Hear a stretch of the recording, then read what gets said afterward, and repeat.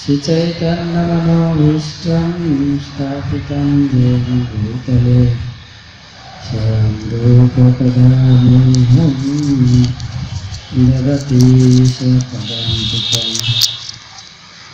वन्देऽहं श्रीगुरो श्रीयुतपदकमलं श्रीगुरोन् वैष्णवांश्च श्रीरूपं साग्रजातं सहगणरघुनाथान्वितं तं सजीवम् साद्वैतं सावधूतं परिजनसहितं कृष्णचैतन्यदेवं श्रीराधाकृष्णपादं सहगणललिता श्रीविशाखान्वितंश्च नमो विष्णुपादाय कृष्णप्रेष्ठाय भूतले श्रीमते भक्तिवेदान्त स्वामिनिति नामिने नमस्ते सारस्वते देवे गौरवाणी प्रचारिणे निर्विशेषशून्यवादी पाश्चात्यदेशकारिणे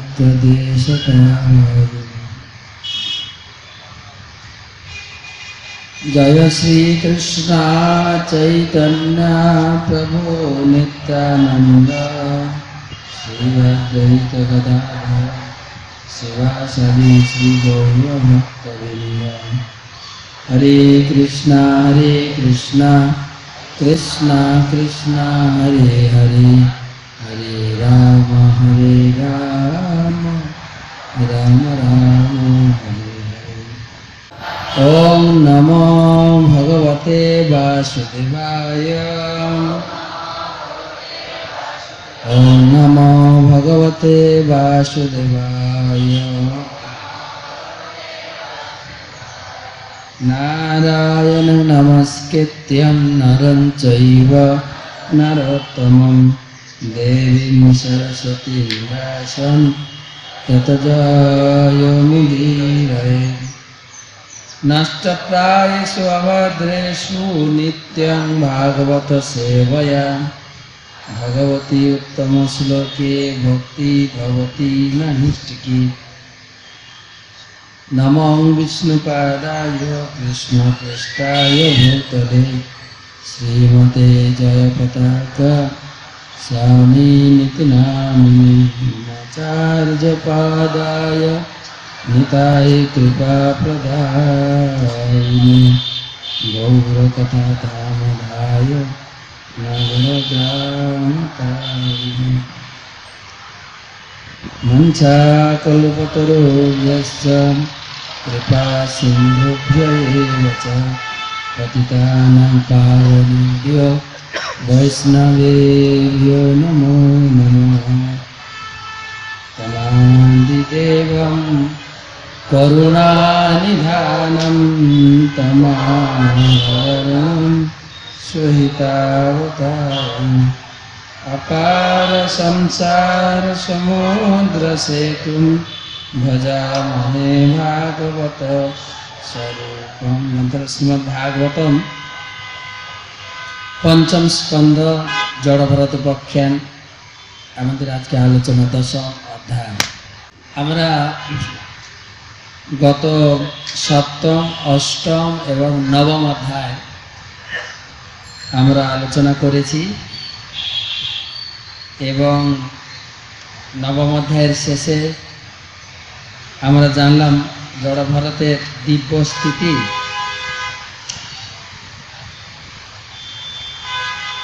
জড় ভারতকে বাস্তবিক পক্ষে কেউ চিনতে পারেনি। তিনি ভস্ম আচ্ছাদিত অগ্নিশিখার মতোই এই জগতে বিচরণ করতেন। তাকে সাধারণ মানুষেরা যারা যারা দ্বিপদ পশু তাদেরকে সুখদেব গোস্বামী খুব তাচ্ছিল্য করে বলেছেন। যারা জড় জগৎ যারা ভরত মহারাজকে জড় বধির অন্ধ বলে ভাবতেন তারা আছে দ্বিপদ পশু। তো তিনি তাকে যখন কাপালিকেরা বা ডাকাতেরা ডাকাত মা কালীর কাছে, ভদ্র কালীর কাছে বলি দেওয়ার জন্য নিয়ে গেছিলেন, তখনও তিনি নির্বিকার ছিলেন। এর একটা বড় শিক্ষণীয় জিনিস। কখনো কখনো আমাদের আশ্রমে বা ভক্তদের মধ্যে দেখা যায় ভগবানের সম্পদ রক্ষা করার জন্য কখনো কখনো আমাদের ঝগড়াঝাটি মারপিটও করতে হয়, হচ্ছেও তাই, এই না?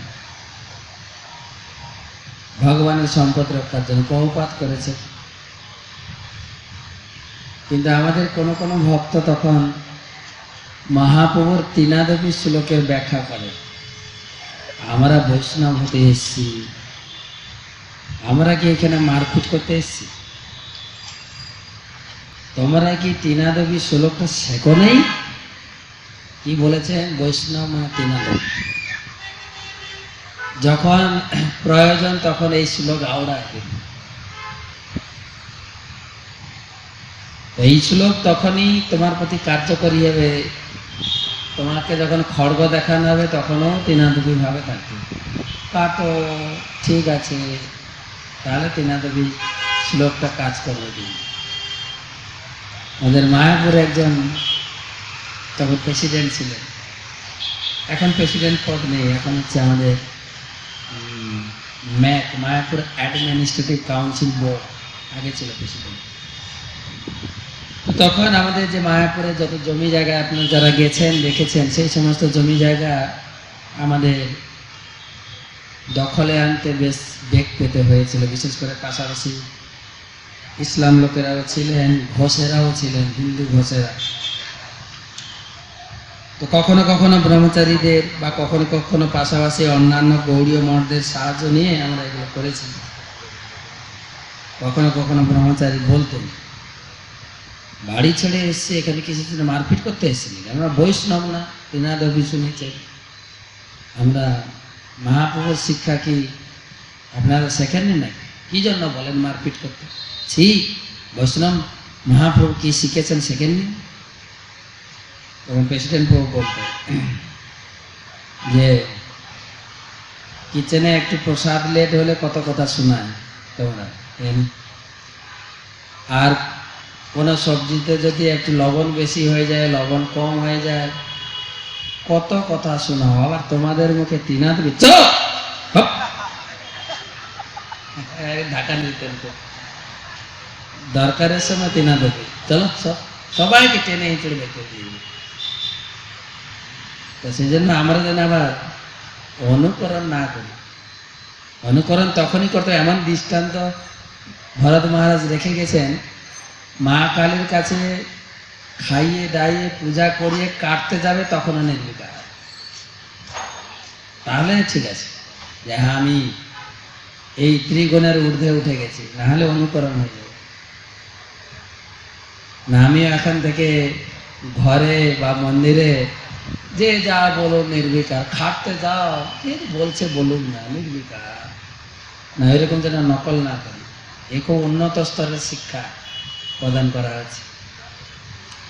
আরেকটা শিক্ষা আমাদের এখানে গতকালকে আলোচনা হয়েছে যে মা কালী, ভদ্রকালী, তিনি তার সেবকদেরকে কেটে দিলেন।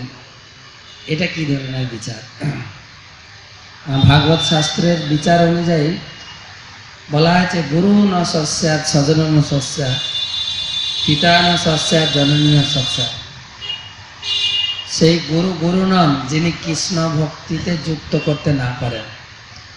কোন গুরুদেব যদি তার শিষ্যকে কৃষ্ণ ভক্তিতে বা কৃষ্ণের সঙ্গে কৃষ্ণের সেবায় যুক্ত করতে না পারেন, তিনি গুরু নন।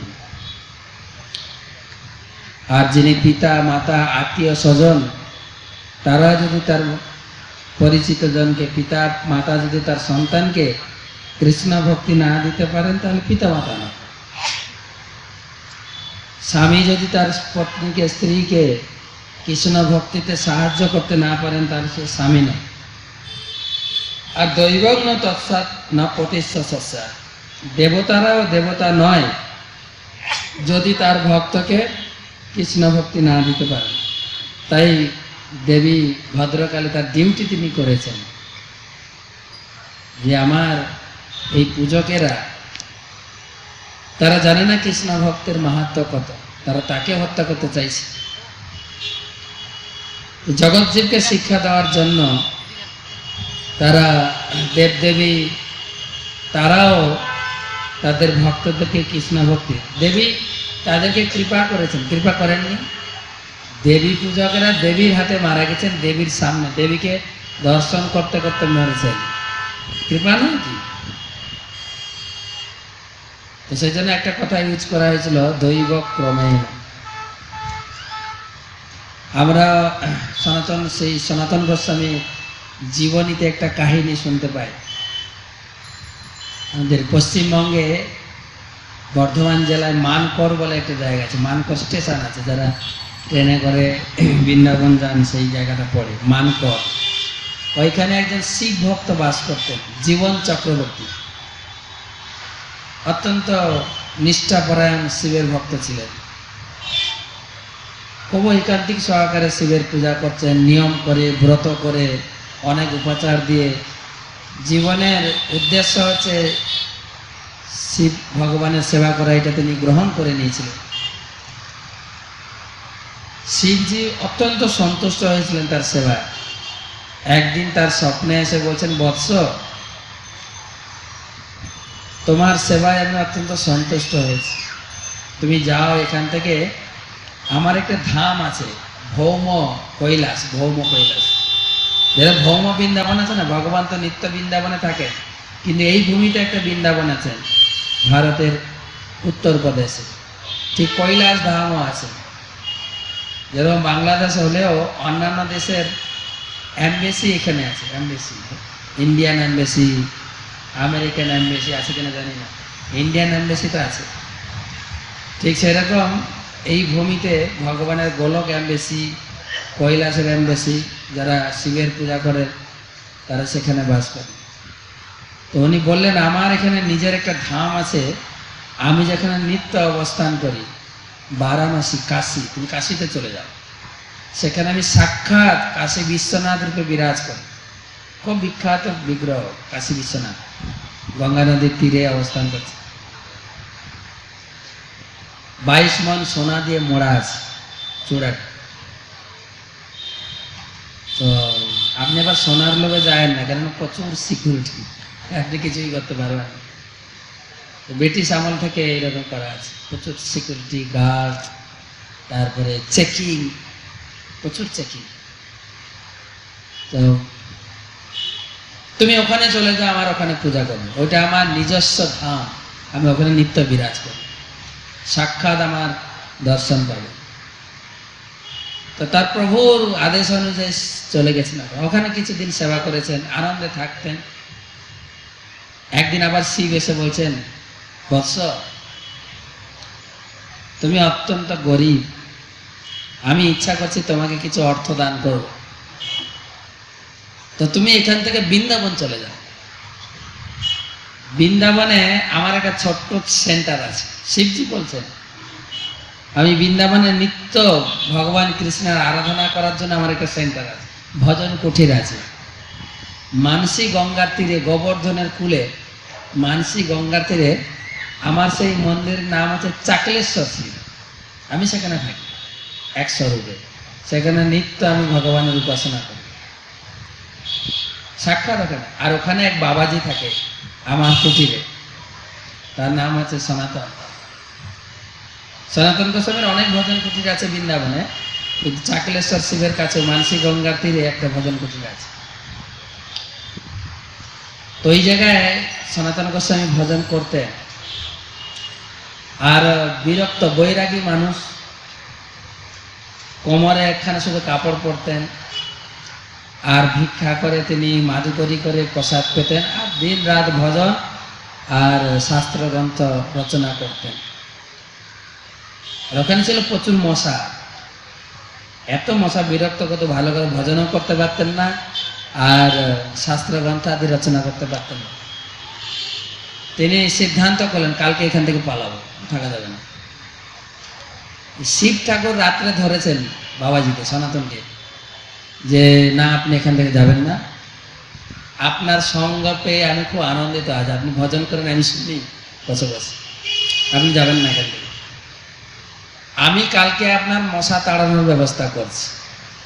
অল আউট বা কি বলে এখানে কি আছে মশা তাড়ানো, গুড নাইট, যা হোক কিছু ব্যবস্থা করে একদম বাবা ভোলানাথ রাতারাতি ব্যবস্থা করেছে। সকাল থেকে একটাও মশা নেই ওই এলাকায়, একটাও মশা নেই। সে সনাতন গোস্বামী ওখানে ভজন করতেন। তো শিব ঠাকুর বলছেন, তার ভক্ত কি নাম ছিল মনে আছে, জীবন চক্রবর্তী।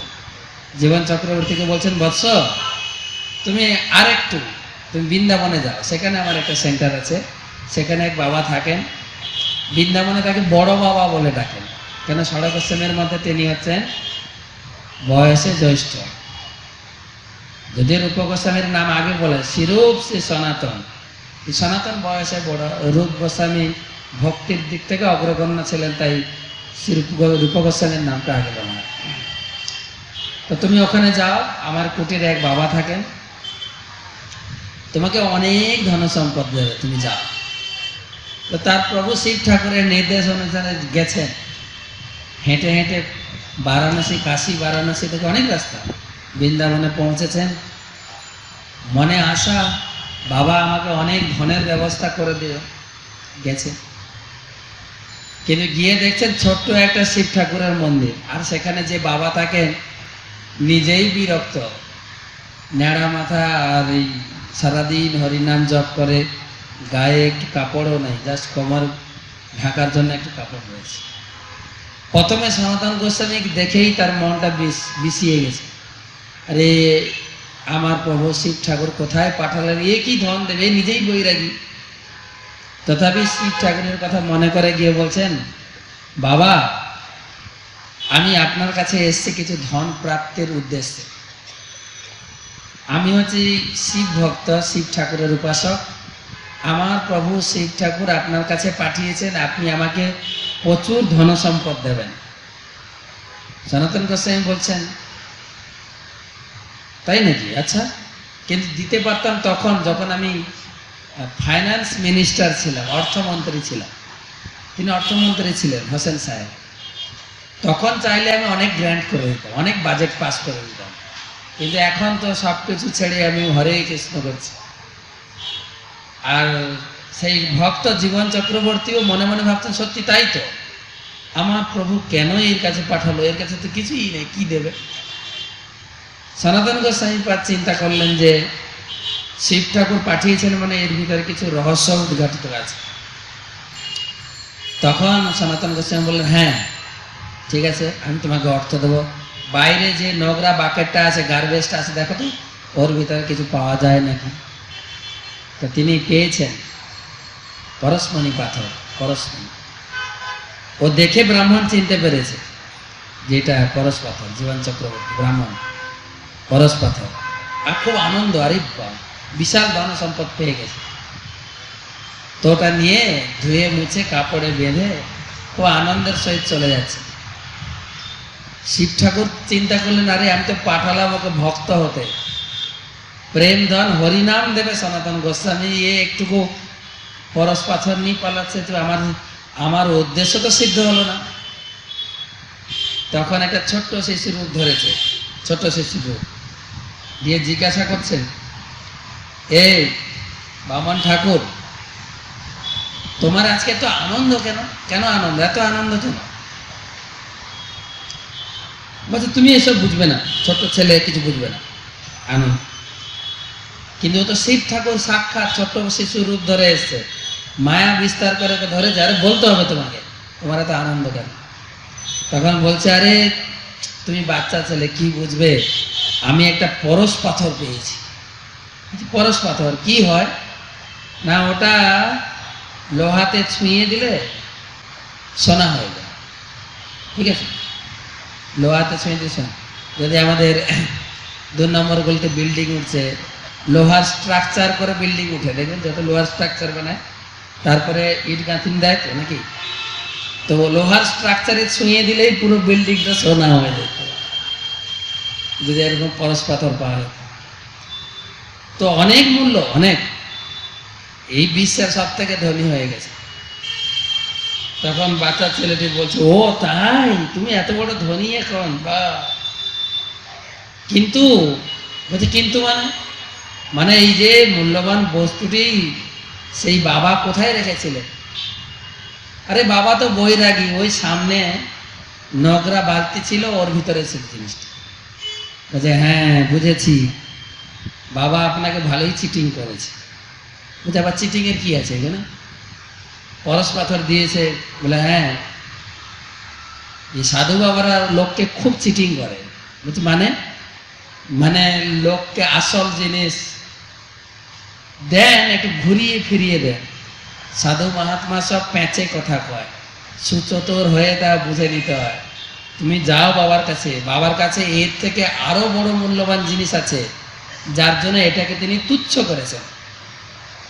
এমন ভাবে ট্রিক দিয়েছেন মাথায়। ব্রাহ্মণ বলছে তাই তো, যদি মূল্যবান হতো তো আলমারিতে রাখতো, নোংরা বাকেটে কেন ফেলে রেখেছে? গিয়ে জিজ্ঞেস করে বলছেন, সাধু বাবা আমাকে আপনি প্রতারণা করলেন কেন? বলছি কই, প্রতারণা তো না, আপনি ধন সম্পদ চেয়েছেন, দিয়েছেন। বলছে না, আপনার কাছে নিশ্চয়ই এর থেকে আরো মূল্যবান ধন সম্পদ আছে, যার জন্য এটাকে আপনি তুচ্ছ করেছেন, ওইটাই আমাকে দিন।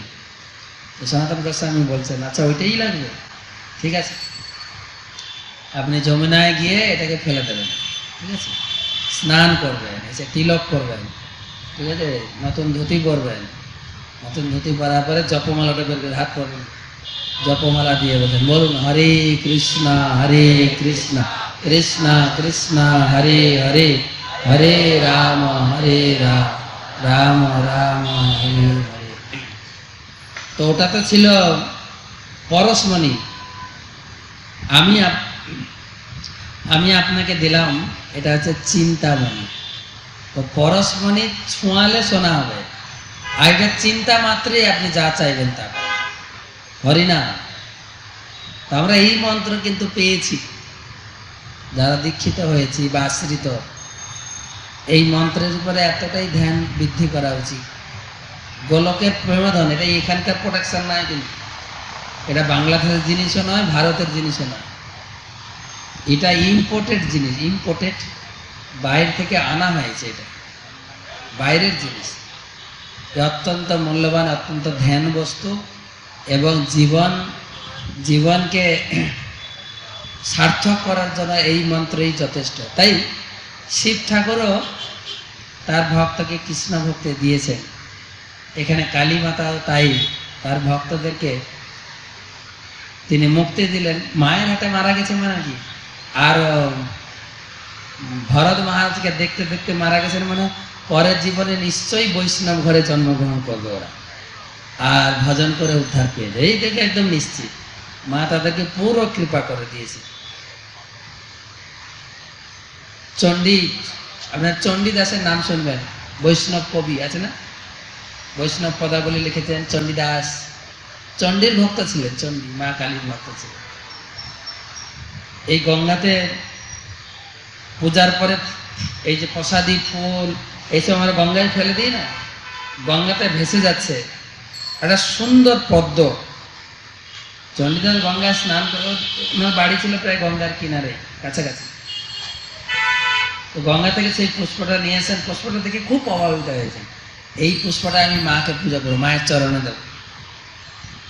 তো নিয়ে গেছেন বাড়িতে, বাড়িতে যখন পূজার বেদিতে প্রবেশ করেছেন, ফুলটা নিয়ে প্রথমে অর্পণ করছেন মায়ের।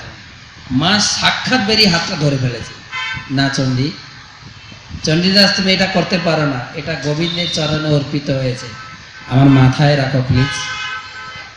অনেক কাহিনী আছে দেবদেবীদের।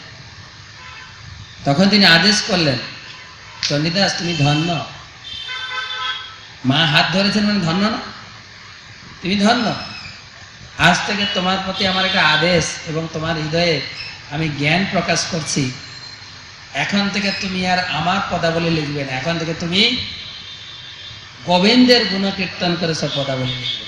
তারপর থেকে চেঞ্জ হয়ে গেল। দেবদেবীরা এইভাবে অনেক তার উপাসকদের কৃষ্ণ ভক্তি দান করেছে। কালকে একটা কথা বলেছিলাম, দেবদেবীরা যদি তার এই জড়ভরতকে মা কালী ভদ্রকালী রক্ষা না করতেন, কৃষ্ণ ছেড়ে দিতেন নাকি? দেবদেবীর ভয় আছে না একটু, তো সেই জন্য মোটামুটি ভরত মহারাজ সেখান থেকে রেহাই পেলেন। এবারে দ্বিতীয় ঘটনা চালু হচ্ছে, দ্বিতীয় ঘটনা 10ম অধ্যায়। তো দ্বিতীয় ঘটনা প্রসঙ্গে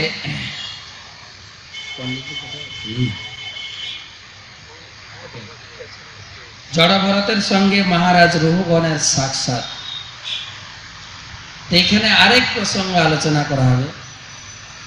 আমরা কালকে আলোচনা করেছিলাম যে হয়তো নির্বোধ বোবা শিশু তাকে খড়গ দেখালে কি, তাকে লাঠি দেখালে কি, সে একটু ভয় খায় না, কেননা সে জানে না যে লাঠিটা পিটালে তাকে ব্যথা লাগবে, ও জানে না। হয়তো জড় ভরতও সেই, কিন্তু আজকে প্রকাশ করা হবে না। জড় ভরত সব জানতেন যে তাকে খড়গ তোলা হচ্ছে, তাকে কাটা হবে, মা কালীর সামনে তাকে বলি যাওয়া হচ্ছে, সব জানেন, কিন্তু নির্বিকার। এইটা আজকে প্রমাণিত হবে। এবং তিনি অত্যন্ত কৃপালু ছিলেন। কয়েক জন্মের উপলব্ধি, ভরত, হরিণ, আরেক ভরত, কমপক্ষে তো 3 জন্মের উপলব্ধি তার ছিল। আর চিন্তা করছেন এই জগৎ থেকে চুপচাপ চলে যাওয়াটাও ঠিক হবে না, একটু জ্ঞান, আমার যে 3 জন্মের উপলব্ধি একটু দিয়ে যাব, পাও উপযুক্ত ব্যক্তি পেলে দিয়ে যাবে। উপযুক্ত ব্যক্তির অভাবে অনুসন্ধানে তিনি ছিলেন, আর সেই উপযুক্ত ব্যক্তি পেয়েছিলেন রোহগণ রাজাকে। রোহগণ রাজা যোগ্য পাত্র ব্যক্তি দেখে তিনি তার 3 জন্মের উপলব্ধি পুরো ঢেলেছেন। আর সেটা হচ্ছে প্রসঙ্গ, সেই প্রসঙ্গ আলোচনা হতে চলেছে। এতক্ষণ পর্যন্ত আমরা চার্মিং করেছিলাম, কি বলে, মন্থন করেছিলাম। এখন আসছে অমৃত আলোচনা হতে যাচ্ছে। 10ম অধ্যায় 1ম শ্লোক। অথ, অথ মানে আরেকটা প্রসঙ্গ চালু হচ্ছে। অথ সিন্ধু সৌবীরপতে রোহগণস্য ব্রজত ইক্ষুমত্তাস্তটে তৎকুলপতিনা শিবিকা বাহক পুরুষাংশেন সময়ে দৈবেন প্রসাদিত স দ্বিজবর উপলব্ধ এস পিবা যুব সংহনানঙ্গ গোখর বন্ধুরং বড়ুমলমিতি পূর্ববৃষ্টি গৃহীতৈ স গৃহীত প্রসভম উত্তরদহ উবাহ শিবিকাংশ মহানুভাব। শ্রীল সুখদেব গোস্বামী বললেন, হে রাজন, হে রাজন মানে পরীক্ষিত মহারাজকে বলছে, হে রাজন, তারপর সিন্ধু সৌবীরের রাজা রোহগণ যখন কপিলাশ্রমে যাচ্ছিলেন, তখন তার প্রধান শিবিকা বাহক ইক্ষুমতী নদীর তীরে উপস্থিত হয়ে আর একজন শিবিকা বাহনের অন্বেষণ করতে করতে দৈবক্রমে জড়ভরতকে সেখানে পেয়েছিলেন। সে জড়ভরতকে যুবক, বলিষ্ঠ, দৃঢ় অঙ্গ সমন্বিত দেখে তাকে গরু গাধার মতো ভার বহনে সমর্থ বলে বিবেচনা করেছিল। মহাত্মা জড়ভরত যদিও এই প্রকার কার্যের উপযুক্ত ছিলেন না, তবু তারা তার কোনো রকম দ্বিধা না করে বলপূর্বক শিবিকা বহনের কার্যে নিযুক্ত করেছিলেন। তো দেখেন, অথ ওখান থেকে তো ভরত মহারাজ রেহাই পেয়ে গেলেন, ওখান থেকে চলে গেলেন। কোথায় তার ডিউটি ছিল মনে আছে? কোথায় ডিউটি ছিল? ডিউটি কোথায় ছিল? সেই ক্ষেতে, ধান খেতে, কেদার ক্ষেত্রে তিনি বসে পাহারা দিতেন। আরেকটা ঘটনা, সিন্ধু সৌবীর পথে রোহগণস্য ব্রজত ইক্ষুমত্তাস্ত। সিন্ধু মানে আপনারা জানেন সিন্ধু প্রদেশ কোনটা? বর্তমান পাকিস্তান, আপনাদের বন্ধু। কোথায় পাকিস্তান থেকে পালকিতে করে আসছেন ভাগবত কথা শুনতে, চিন্তা করে দেখুন। উপযুক্ত ব্যক্তি কিনা? রাজা, সিন্ধু প্রদেশের রাজা সৌবীরপতি। সৌবীর মানে সাধারণত গুজরাট বা ওই এলাকার অংশ, এবং পাকিস্তানের সম্রাট রঘুগণ রাজা, তিনি পালকিতে করে যাচ্ছেন। কয়েক মাস লেগে যাবে আপনার পৌঁছাবে। শুনতে যাচ্ছেন ভাগবত কথা। আমাদের এখানে চট্টগ্রামে হচ্ছে, তাও ভক্তদের ব্যস্ততা। প্রভু আপনাকে কালকে দেখলাম না, প্রভু আর বলেন না। আমি তো বলছি না, তো আপনি বলুন শুনি। তো বলেন না, কত ব্যস্ত লোকের, কত ব্যস্ত লোকে আসতে পারে না। লোকের জীবনটা দৌড়াদৌড়ি, মানে ব্যস্ত। আমাদের জীবনটা এমন ভাবে তৈরি হয়ে গেছে, আর বিজ্ঞান আমাদেরকে এত স্পিড বাড়িয়ে দিয়েছে। বিজ্ঞান আমাদের বেগ দিয়েছেন, বেগ মানে কত দ্রুত গতিতে, কত ফাস্ট গাড়ি চড়বেন আর দৌড়াবেন। সাইকেল না, মোটর সাইকেল না, কার নয়, বা গ্রিন লাইন বাসও নয়, এখন ওই উপরে। আমি দুবাইতে ছিলাম, ওখানে দেখছি দুবাই এবং আবুধাবি 150 কিলো রাস্তা। তো দুবাই গভর্নমেন্ট একটা মেট্রো রেল চালু করতে যাচ্ছেন। 150 কিলো রাস্তা খুব সুন্দর। এমনি আমরা রোডে গেলে ম্যাক্সিমাম 2 ঘন্টা, 1.5 ঘন্টা, 2 ঘন্টার ভিতরে পৌঁছানো যায়। কিন্তু নতুন ট্রেন লাইন, মেট্রো, হয়তো উপরে বা নিচে করবে, মেট্রো লাইন করতে যাচ্ছেন, 15 মিনিটে পৌঁছাবে 150 কিলো রাস্তা। ফাস্ট, যতটা তাড়াতাড়ি দৌড়বে। ব্যস্ত লোক দৌড়াচ্ছে, কেননা জীবনটা শর্ট হয়ে গেছে। তো আগেকার দিনের লোক 1 লক্ষ বছর বাঁচত সত্যযুগে, তারপরে 10,000, তারপরে 1,000, আর কলিযুগে 100। তাও আমরা হাইব্রিড খেয়ে খেয়ে আয়ু 60-70 নেমে গেছে। এর ভিতরে সব সারতে হবে, লেখাপড়া সারতে হবে, ঘর তৈরি করতে হবে, ছেলে মেয়েকে মানুষ করতে হবে, ছেলে মেয়েকে বিয়ে হাজি দিয়ে তারপরে যেতে হবে। এইটুকু টাইমের ভিতরে সবাই দৌড়াচ্ছে, ব্যস্ত সবাই। আমার একটা মনে পড়ছিল, একটা লোক মারা গেছিল, তো তাকে শ্মশানে নিয়ে যান, তার পকেট থেকে একটা কাগজ পাওয়া গেছে। সুইসাইড নোট না, কিন্তু মানে নিজের জীবনের নোট উনি লিখেছেন। উনি লিখছেন, যখন জন্মালাম মা বাবা ভাবলো এটা তাদের সাকসেস। মা বাবা ভাবছে আমার একটা ছেলে হয়েছে, বা আমাদের সংসার করাটা সার্থক। যখন জন্মালাম মা বাবা ভাবলো এটা তাদের সাকসেস। যখন হাঁটতে শিখলাম মা বাবা বল, বা আমার ছেলে হাঁটতে শিখেছে, দিস ইজ সাকসেস। এটাই হচ্ছে সাকসেস। যখন কথা বলতে শিখলাম, দেখো আগে মা বলেছে, মা বলে না বাবা আগে বলেছে, মামা বলে না গো মা বাবা কিছুই বলেনি, মামা আগে বলেছে। বলেন বাচ্চারা আগে কি বলে? মা মা মামা। সাকসেস, আমাদের সাকসেস। এরপরে স্কুলে গেলাম, স্কুলে গিয়েই ভাবলাম স্কুলে প্রথম হওয়াটাই সাকসেস। স্কুলে প্রথম হতে হবে। তারপরে ভাবলাম না, 10 ক্লাস তো কি বলে, ম্যাট্রিকে স্টার পাওয়াটাই সাকসেস। তার পিছনে দৌড়ানো, কিভাবে আমি স্টার পেতে পারি, কয়েকটা টিউশন দিয়েছি, স্টার পাওয়াটাই আমার সাকসেস। তারপরে বুঝলাম না, আবার ভুল ভাঙলো যে এর রেজাল্টটা, ম্যাট্রিকের রেজাল্টটা কোনো কাজের না। মেন রেজাল্ট হচ্ছে এইচএস। ওই রেজাল্টের উপরে ডিপেন্ড করে আমার ডিগ্রি বা কলেজে আমি চান্স পাবো। তাই উচ্চ মাধ্যমিকে র্যাঙ্কিং করাটাই হচ্ছে সাকসেস। তাও হলো। এরপরে তাই নয়, তাই বুঝলাম যে কোনো একটা সাবজেক্ট নিয়ে তার উপরে কলেজে চান্স পাওয়াটাই সাকসেস। তাও নয়, সেটাও পেরোলাম। এখানেই শেষ নয়। এবার বুঝলাম যে কলেজে, কোনো একটা কলেজে, ভালো কলেজে চাকরি পাওয়াটাই জীবনের সাকসেস। তাও না, চাকরিও পেলাম। চাকরি পেয়ে ভাবলাম এই চট্টগ্রাম শহরে একটা ভালো দামি বাড়িতে ফ্ল্যাট একটা কেনাটাই হচ্ছে জীবনের সাকসেস। তারপরে ভাবলাম শুধু ফ্ল্যাট একা থাকলে তো আনন্দ হয় না,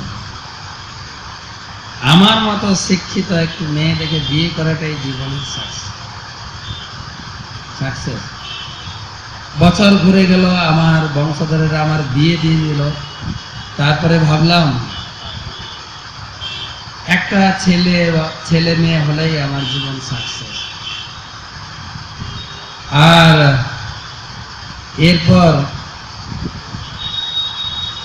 এরপর এলো রিটায়ারমেন্ট।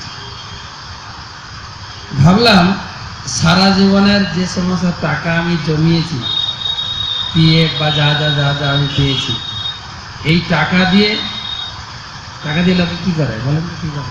বাঙালির বাড়ি, একটা জায়গা কিনে ভালো বাড়ি বানানোটাই জীবনের সাকসেস। আর এখন আমি চিতায় উঠতে যাচ্ছি। তখন বুঝলাম পৃথিবীতে কোনো কিছু সাকসেস নয়, কেবল কম্পিটিশন আর কম্পিটিশন, কোনোটাই জীবনের সাকসেস নয়। কম্পিটিশনের যার মূলে আকাশ ছোঁয়া আকাঙ্ক্ষা আর নিজেকে ব্যতিব্যস্ত করে তোলা। তো সেই জন্য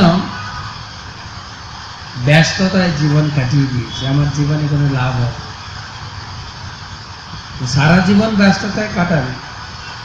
কমপক্ষে এই ভাগবতের শিক্ষা অনুযায়ী সৌবীর প্রতি কোথা থেকে যাচ্ছেন ভাগবত কথা শুনতে, এ তো বুঝতে অসুবিধা হয় না যে এখানে পাঠক এসছে অনেক দূর থেকে, তাই তো নাকি?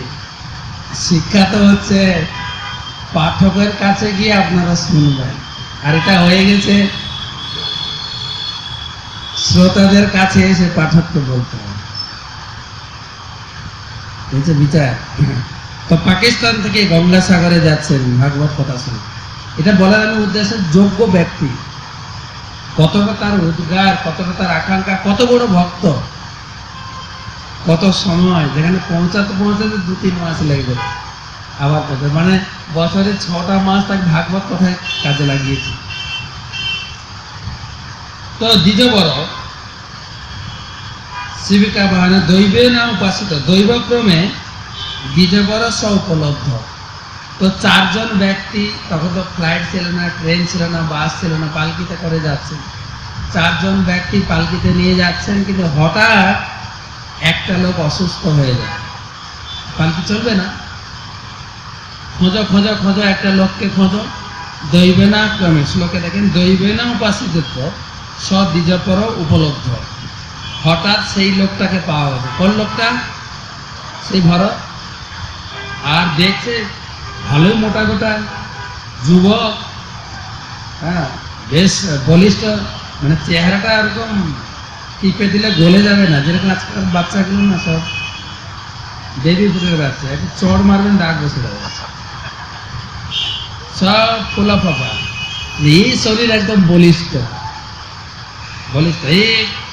এই পালকি বইতে পারবে না। উপলব্ধ পিবা যুব সংহনাঙ্গ। পিবা মানে ভালো বলে মোটা, যুবক, সহনাঙ্গ একা আছে, আর গোখর বন্ধু। কিরকম বলছেন দেখেন, তারা মনে করছে পালকি বাহকেরা 3 জন, আরে এই লোকটা বেশ বলিষ্ঠ আছে, গরু গাধার মতো ভার বইতে পারবে, ঠিক আছে। গোখর, গরু মানিতি পূর্ব বৃষ্টি, পূর্ব বৃষ্টি গৃহীত, আর এখানে একা আছে, জোর করে ধরে নিয়ে লাগিয়ে দিয়েছে,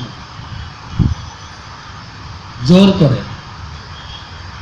কিরকম নিয়ম দেখেন, এখনো যদি কোনো লোক রাস্তায় ঘুরে বেড়ায়, পাগলামি করে, তাকেও ধরতে গেলে আপনাকে কিছু চিন্তা করতে হবে, সাহায্য করতে গেলেও আপনাকে চিন্তা। আপনি যদি মনে করেন ওকে নিয়ে হসপিটালে দেবো, তাও চিন্তা করতে হবে, তোমার কোথায় বাড়ি, কেন এখানে এলে, জিজ্ঞাসা করেন। জিজ্ঞাসার কোনো ব্যাপার নেই, পেয়েছে ধরে নিয়ে লাগিয়ে দিয়েছে, এরকম বিচার।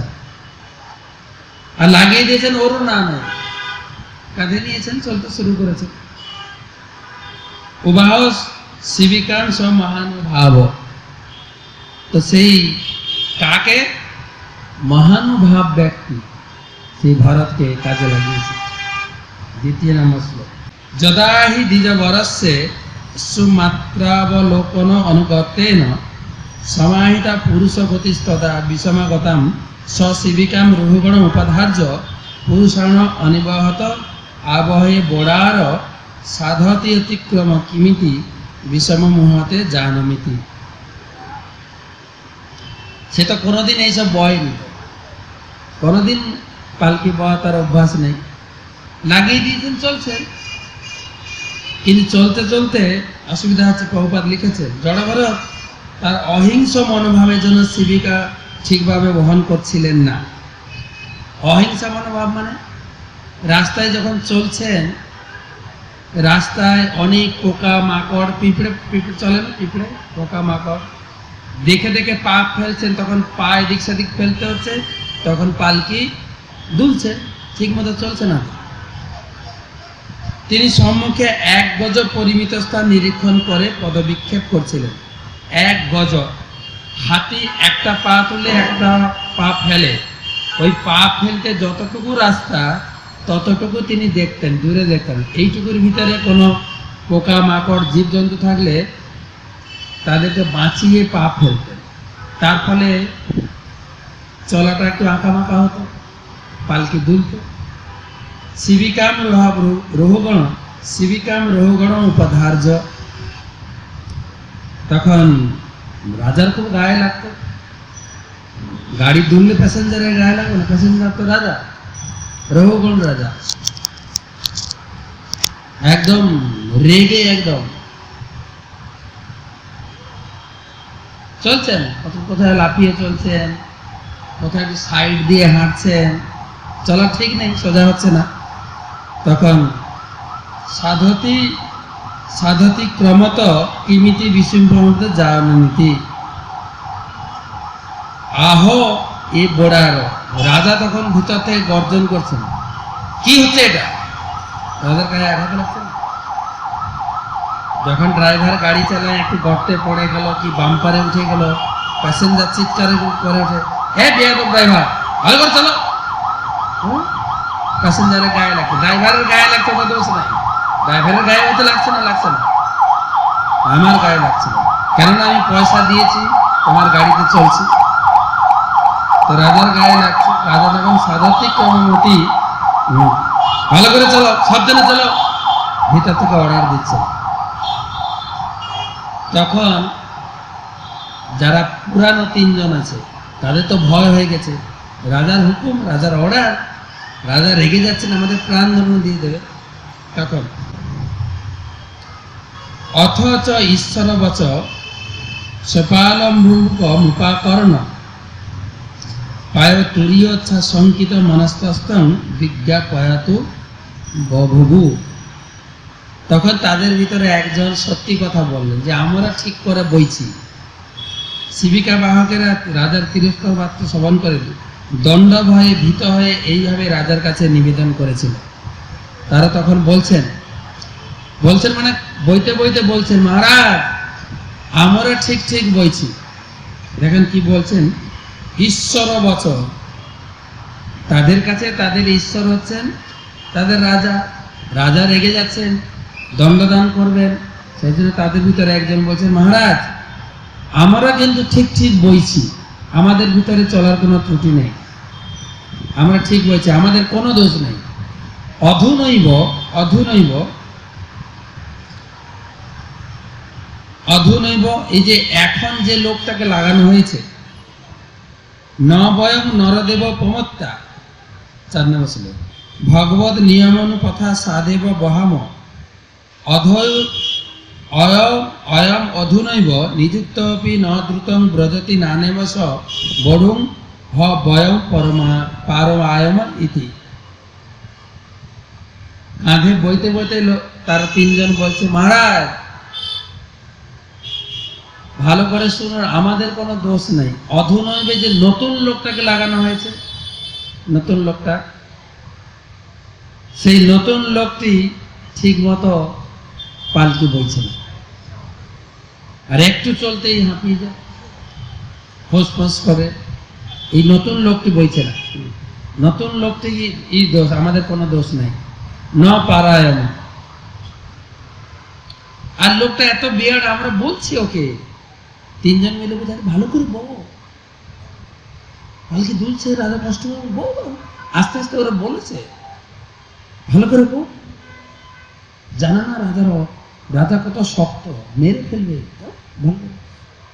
বলছে ন পারায়ণ। আরে রাজাকে বলছে, মহারাজ আমরা অনেক চেষ্টা করছি, এত বিয়ারা, একে আপনিও ঠিক করতে পারবেন না, না পারায় আপনি পিটিয়ে ওকে ঠিক করতে পারবেন না।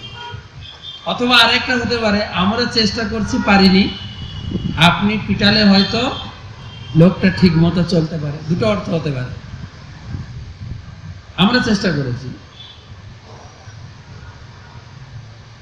আমরা এর সঙ্গে পালকি বইতে পারবো না, একে শাস্তি দিন, ঠিক করুন, তারপরে আমরা যাব। তো পালকি বইতে বইতে বলছেন,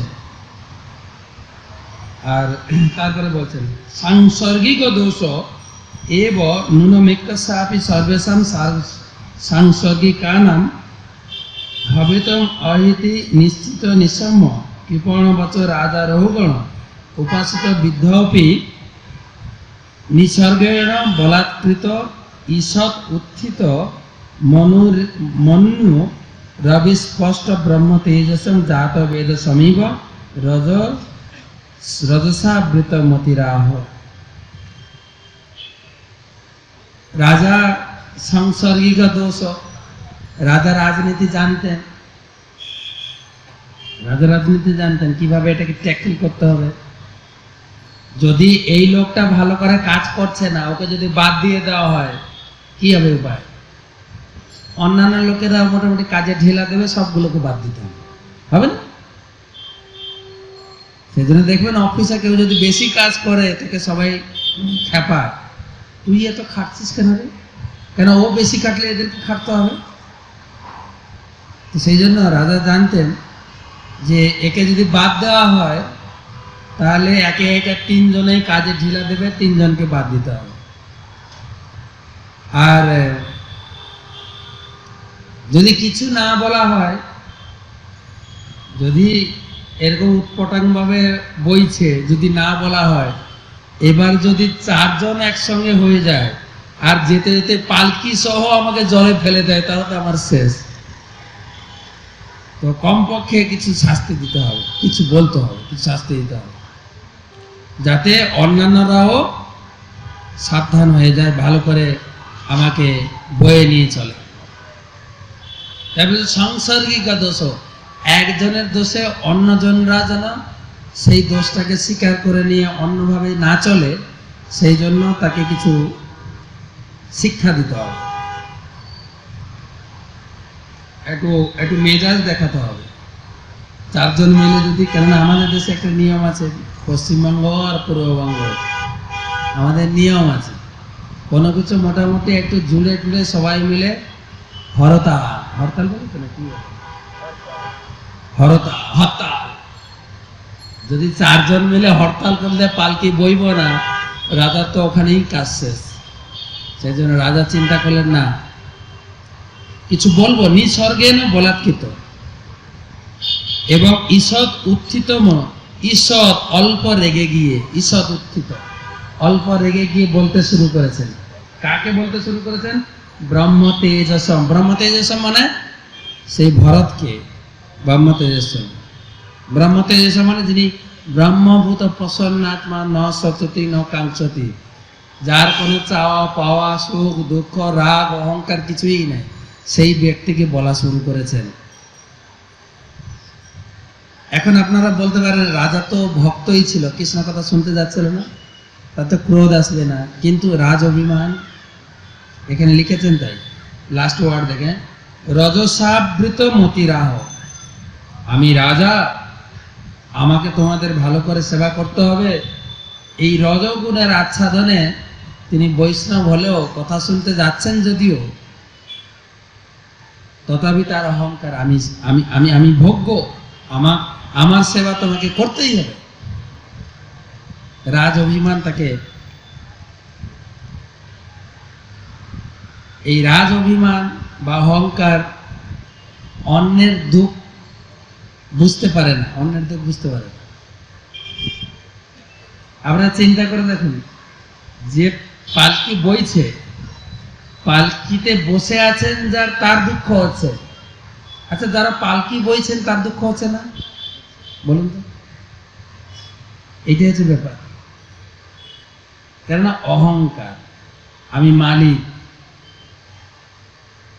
কখনো কখনো দেখবেন রাস্তাঘাটে চলার পথে বাবু নিজের কারে করে যাচ্ছেন, যদি রাস্তায় একটু একটু কি বলে রাস্তা খারাপ বা বাম্পারে উঠে যায়, ড্রাইভারকে গালাগালি, কি রে গরু গাড়ি চালাচ্ছিস নাকি, এটা কি গরু গাড়ি পেয়ে গেলি, একটু আঘাত দিলাম। কিন্তু রাস্তায় দেখুন, আমি যে কারে বসে আছি পাশে একটা বাস আছে, বাস, লোকাল বাস, লোকে দাঁড়িয়ে যাচ্ছেন, দাঁড়িয়ে গরমে দাঁড়িয়ে যাচ্ছেন, তাদের কষ্ট হয় না? তাদের বাস জার্কিং বা আঘাত হয়, লাগে কিনা, কাছে লাগে কিনা? ধুম ধুম করে ফেলছেন। পাবলিক বাসের তো কোনো আক্কেল জ্ঞান নেই, চলছে। তারা তো বলে না, এই আজকে চালাও, কম পয়সা ভাড়া দিয়েছেন, কি বলবো, মোটামুটি আমার গন্তব্যস্থানে পৌঁছালেই হলো, তাই না? তো সেই জন্য অভিমান, এই জাস্ট অভিমানের। কখনো কখনো দেখবেন আমাদের এখান থেকে হয়তো ঢাকা যাব, সিট না পেলে, বা এখান থেকে কাছাকাছি যদি যান 1-2 ঘন্টার রাস্তা, সিট না পেলেও অনেকে দাঁড়িয়ে যাচ্ছে কিনা? বা কমপক্ষে যে টিকিট কালেক্টর, কি বলে, চেকার, ও তো দাঁড়িয়ে যাচ্ছে, ও তো আঘাত লাগছে, কেননা ও জানে ওর ওটা ডিউটি। এই জাস্ট মনের ভাবনা, সুখ দুঃখটা। তাই রাজা অন্যের দুঃখ বুঝতে পারছেন না। এই রজগুণী ব্যক্তি, তমগুণী ব্যক্তি অন্যের দুঃখকে বুঝতে পারে না। শুধু জিহ্বা লালসার জন্য প্রাণী হিংসা করে কেটে খাচ্ছে, তবুও নিজের বুদ্ধি যাচ্ছে না যে আমি যাকে কাটছি, আমি তো জিহ্বা তৃপ্তি করছি, কিন্তু আমি যখন কারো ঘাড় মটকে মারতে যাচ্ছি, সে মনে হয় আনন্দে নৃত্য করে, তাই না? এ রজগুণী ব্যক্তি সব নিজের জিহ্বার লালসা তৃপ্তির জন্য, আর কিছুই না। আর এইসব কার্যের রিয়াকশন তাকে ভোগ করতেই হবে। তাই এখানে বলছেন, রাজা কি বলছেন এখানে, অহো কষ্টম ভাতর ব্যক্ত উরু পরিশ্রান্ত দীর্ঘ ধামেক এব ওহিবান সুচির নাতি পিবা ন সংসাঙ্গ জরসা চোপদ্রুত ভবান সখে ন এবা পরে এবে সংঘটিত ইতি বহু বিপ্লব্ধ অপবিদ্যয়া রচিত দ্রব্যগুণ কর্মাশয়ন চরণম এক কলেবরম বস্তুনি সংস্থান নিবেশয়ম মমেত্ত অনধ্যারোপিত মিথ্যা প্রত্যয় ব্রহ্মভূত ত্রুসিং শিবিকা পূর্ববিবাহ। রাজা বলছেন, খুব রেগে যায়নি, ব্যঙ্গ করে বলছেন, এই ভাই তোমার খুব কষ্ট হচ্ছে, তাই না? হে সখে, হে ভ্রাত, ভবান, আপনি বলে সম্বোধন করেছে, খুব পরিশ্রান্ত, তাই না? খুব পাতলা তো, চলতে পারছো না, অনেক দূর থেকে বইছো, লিখেছে। মানে সব উল্টো অর্থ, ব্যঙ্গ করে বলছেন, ব্যঙ্গ। পাতলা ছিলেন নাকি? অনেক দূর থেকে বইছেন নাকি? না তো, সব ব্যঙ্গ করে ব্যঙ্গোক্তি করে বলছেন। মানে তুমি কি মরে গেছো, চলতে পারছো না, তুমি ঠিকভাবে পালকি বও, তিনি বলছেন। অথ পুনঃ সশিবিকায়াম বিষমগতায়াম প্রকোপিত উবাচ রহুগণম কিমিদমরে তং জীবনমিত মাং পদর্থীকৃত ভীত শাসন মতিচরসি প্রমতস সচতে করমি চিকিৎসাম দণ্ডপাণিরিব জনতায়া যথা প্রকৃতিং সম্ভজিত সহিতি। তো তিনি বলছেন, কিমিদ মরে, আগে তো সম্মান করে কথা বলেছে, এবার ঝাড়ছেন, তুমি কি মরে গেছো? হ্যাঁ, জীবন থাকতে গিয়ে তুমি মৃত, চলতে পারছো না, এত বড় মোটা শরীর, তুমি জানো দণ্ডপাণি, আমি তোমাকে একদম পিটিয়ে সোজা করে দেব। রাজা জীবন মৃত, আমরা জীবন থাকতেও মৃত। শ্রী চৈতন্য মহাপ্রভু তো বলেছেন, ভক্তিবিনোদ ঠাকুর শ্রী চৈতন্য মহাপ্রভুর উক্তি দিয়ে বলছেন, জীব জাগো গোরা চাঁদ বলে, জীব জাগো। মহাপ্রভু বলছেন জীব জাগো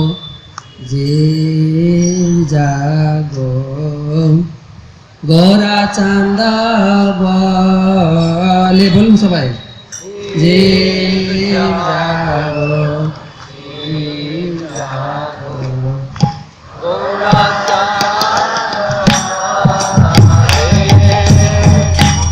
সেই হরি নাম মন্ত্র লইল মাজিয়া,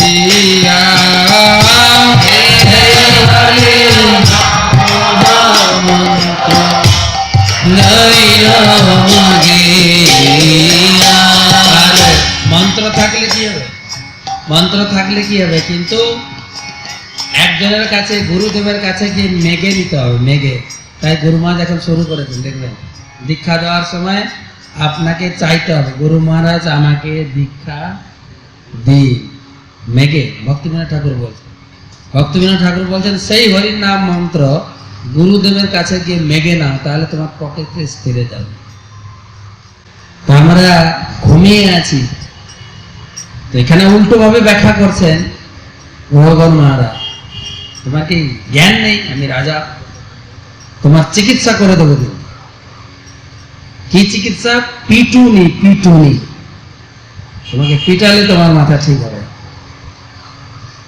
কিন্তু বাস্তবিক পক্ষে দণ্ডপানি বড় চিকিৎসা, দণ্ড চিকিৎসা করে দেবো তোমার বলছে। তো পরেশ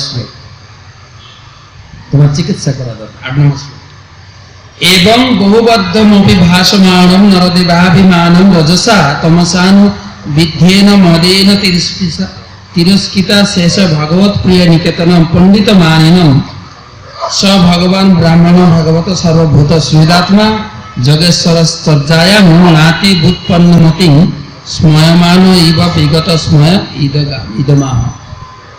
তো বলছেন বহুবিধ বহুবদ্ধমুখ, এইরকম বহু গালি দিচ্ছে, একদম মেরে হাড় করে গেল, সব ঠিক আছে, বহু কথা বলেছে। ভাষমান, ও তো ভক্ত ছিল, এত কথা বলতে গেলেন। নরদেব অভিমান, রাজা অভিমান, সেই থেকে বলেছেন রজসা তমসান অনুবিন্ধেন, না রজগুণ আর তমগুণ তাকে আক্রান্ত করে নিয়েছে। কাকে বলছেন? পণ্ডিত মানিনাম, তিনি নিজেকে বড় পণ্ডিত বা জ্ঞানী মনে করে। কাকে বলছেন? স ভগবান ব্রহ্মণ ব্রহ্মভূত, ভগবান। ভরতকে এখানে ভগবান বলা হয়েছে। ভগবান মানে যিনি কখনো ক্রোধ প্রকাশ করেন না, রাগ প্রকাশ করেন না, যখন তিনি কখনো কোনো কিছুতে বিচলিত হন না, ভগবান বলেছেন। ভগবান ব্রাহ্মণ ব্রহ্মভূত সর্বভূত শ্রীরাত্মা, তিনি কারোর প্রতি তার কোনো ঈর্ষা দেশ ছিল না, সর্বভূতের মঙ্গল কামনা করতেন। সেই ভরতের প্রতি দুর্ব্যবহার, সমস্ত গুণে গুণান্বিত, জীবনে একটু ক্রোধ জানে না, তার উপরে ক্রোধ প্রকাশ করছে। এই হচ্ছে ভক্তের গুণ। কৃষ্ণ ভক্তের কৃষ্ণের গুণ সকলই সঞ্চারে। কৃষ্ণ ভক্ত, ভগবানের যত গুণ আছে তার একনিষ্ঠ শ্রেষ্ঠ ভক্তের হৃদয়ে সেই গুণগুলো তিনি প্রকাশ করে দেন। সেই জন্য তার ভক্তকেও কখনো কখনো ভগবান বলে সম্বোধন করা। বিশ্বনাথ চক্রবর্তী ঠাকুর বলেছেন সাক্ষাৎ হরিত্বেন, হরি হরি। এরকম অনেক গুণ ভক্তদের মধ্যে দেখা যায়। আমার মনে পড়ে আমাদের গুরু মহারাজের ক্ষেত্রে অনেক গুণ পরিলক্ষিত হয়। ভগবিষ্ণুবাদ শেষ জয়প্রকাশ স্বামী গুরু মহারাজ এই রিসেন্ট একটা ঘটনা তিনি প্রকাশ করেছিলেন 2018 সালে, এক্সাক্ট ডেট হচ্ছে 24 এপ্রিল। একটা মেসেজ এসেছিল, যারা সেই গ্রুপের সঙ্গে যুক্ত আছেন হয়তো পেয়েছেন। গুরু মহারাজ জানেন চেন্নাইতে আছেন, উনি একটা অসুস্থ এবং লিভার এবং কিডনি ট্রান্সপ্লান্টের জন্য অপেক্ষা করছে। ওই সময় অনেকটাই সুস্থ ছিলেন। তো একদিন জ্বর এসছে, অনেকদিন ধরে 2-3 দিন জ্বর হয়েছে। ওনাকে হসপিটালে ভর্তি করেছেন আইসিইউতে। তো 2 দিন পরে জ্বর একটু সেরেছে। সকালবেলা তিনি উঠে বসেছেন, হসপিটালে বসেছেন।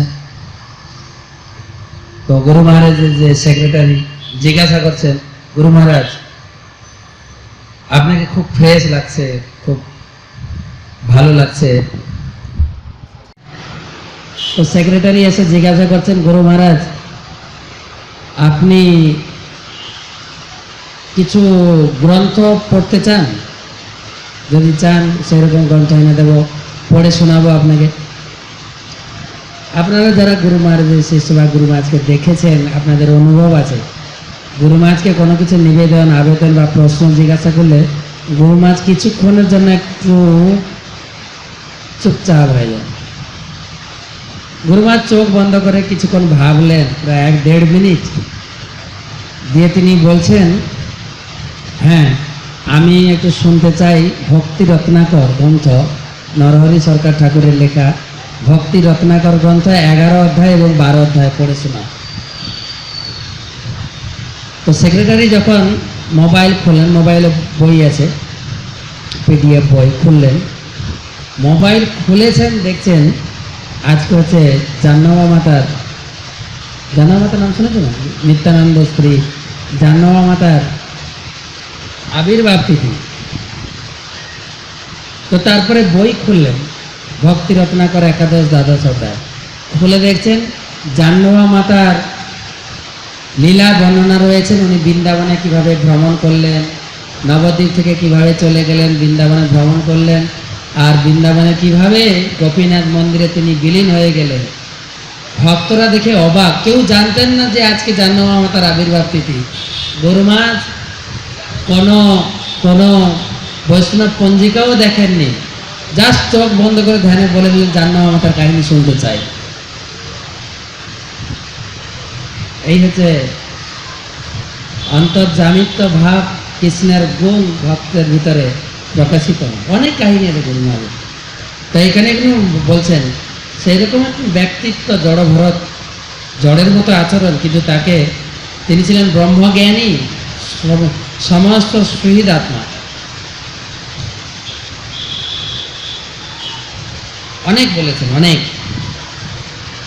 এবারে মুখ খোলা শুরু করছেন, কিছু বলতে হবে, না বললে নয়। অনেক সত্যি বলছেন। ব্রাহ্মণবাজ তয়োদিতং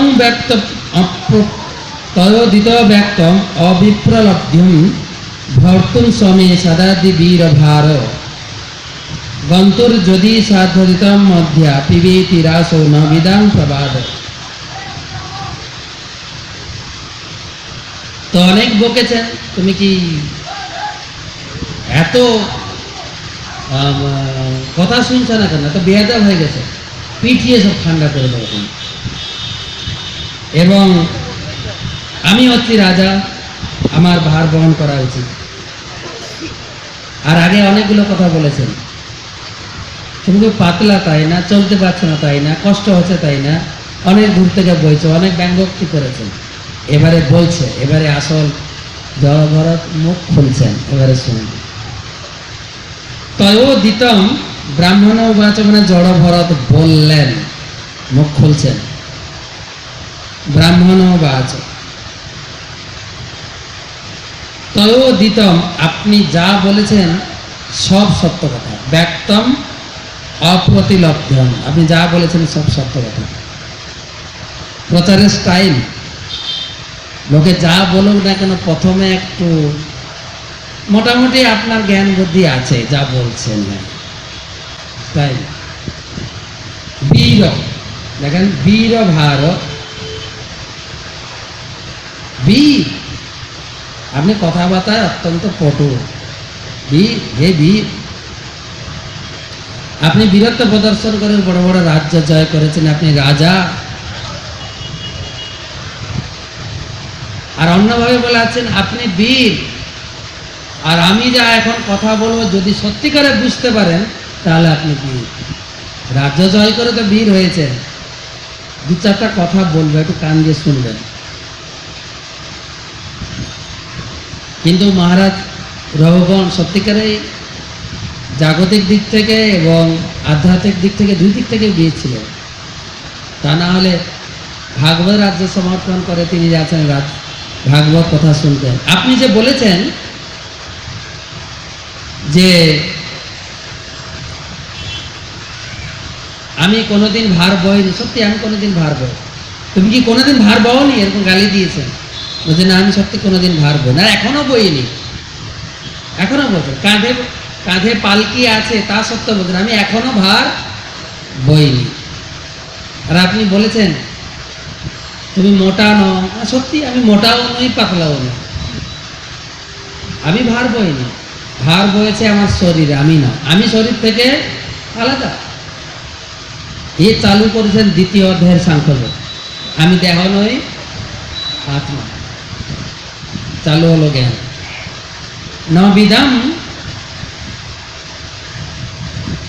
নবিদাম প্রবাদ, নবিদাম। এই পণ্ডিত লোকেরা এই দেহ নিয়ে বেশি চর্চা করে না। আপনাকে নিজে মনে হচ্ছে অত্যন্ত পণ্ডিত, কিন্তু আপনার কথাবার্তা কিন্তু পণ্ডিত না। এই দেহ নিয়ে, দেহতে এত আঘাত লেগেছে তা বলে এত কথা শুনিয়ে দিলে, কিন্তু আপনি তো দেহ থেকে আলাদা। 10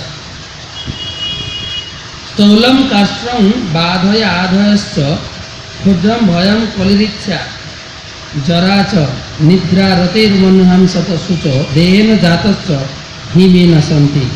বলছেন স্থূল, শুধু তাই নয়, এই দেহের যে মোটা পাতলা এটা আমাকে প্রভাবিত করে না। আমি জানি না আমি মোটা না আমি পাতলা।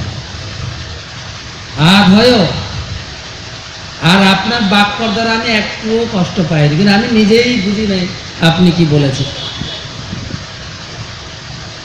আপনি বলেছেন তুমি কি বুড়ো হয়ে গেছো, চলতে পারছো না। আরে আমি তো কখনো বুড়োই হয় না, আত্মা কখনো বুড়ো হয় না আর জন্মায়ও না। আত্মা এই সমস্ত কিছু ঊর্ধ্বে, আত্মা কখনো বুড়ো, শরীরটা বুড়ো হয়। তাই আত্মা যেহেতু বুড়ো হয় না, শরীরটা বুড়ো হয়, তাই বুড়ো লোককে বা বয়স্ক লোককে বুড়ো বললে সে রেগে যায়। কেন? ও তো বুড়ো নয় তো, ও তো বয়স্ক নয় তো, ও রেগে যায়। বাস্তবিক পক্ষে ওর বয়স হয়নি, আত্মা কখনো বুড়ো হয় না। ভগবত গীতায় তো ভগবান বলেছেন এই শরীরটা হচ্ছে আত্মার পোশাক, বলেছেন না গীতায়? কোন শ্লোকে? বসাংসি জীর্ণানি যথা বিহায় নবানি গৃহাতি নরো পরাণি তথা শরীরাণি বিহায় জীর্ণান্য অন্যানি সংজাতি নবানি দেহি। যেরকম মানুষ বস্ত্র পরিত্যাগ করে, বস্ত্র পুরানো বা ছেড়ে গেলে এই বস্ত্র পরে দিয়ে নতুন বস্ত্র পরিধান করে, করেছি আমরা। কেউ যদি এখানে পুরানো বস্ত্র পরে থাকে তাকে আমরা বুড়ো বলে ডাকবো। কেউ নতুন বস্ত্র পরে এলে বলবো হ্যাপি বার্থডে টু। তা তো না, নতুন বস্ত্র পরে এসে মানে একদম যুবক, আর পুরানো বস্ত্র পরে এসে মানে বুড়ো, তা নয়। আত্মা তো ভিতরে সচেতন, সেই জন্য বলছেন যে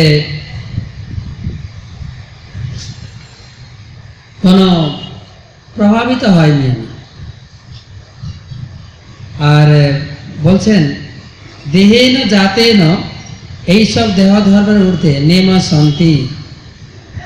আমি মনে করি আমি দেহ নই, আমাকে কি করে বোঝাবে? আর তুমি বলেছ যে কি তুমি কি মরে গেছো নাকি চলতে পারছো না? জীবন মৃতম হি নিয়মেন রাজন আদ্যন্ত বৎসৃত দৃষ্টম সমাব ভাব ধ্রুবৈড় যত্র তমাও বতত বিকৃত যোগ। আরে সব মানুষই জগতের মৃত, যার জন্য গানটা গাইলেন জীব জাগো। জীবন থাকতেও মৃত, যারা হরি ভজন করে না তার বেঁচে থাকার কি দরকার? এই মৃত শরীর নিয়ে সব চিন্তা করে। সসাম্য, যেখানে প্রভুভিত্তের সম্পর্ক সেখানে এই কথা প্রযোজ্য। আরেকটা কথা বলেছেন আমি রাজা, তুমি ভিত্ত, তোমার উচিত এই পালকিটা বয়ে নিয়ে যাওয়া। বলছেন এই কথাও ঠিক না। এই জগতে কে রাজা আর কে ভৃত্য।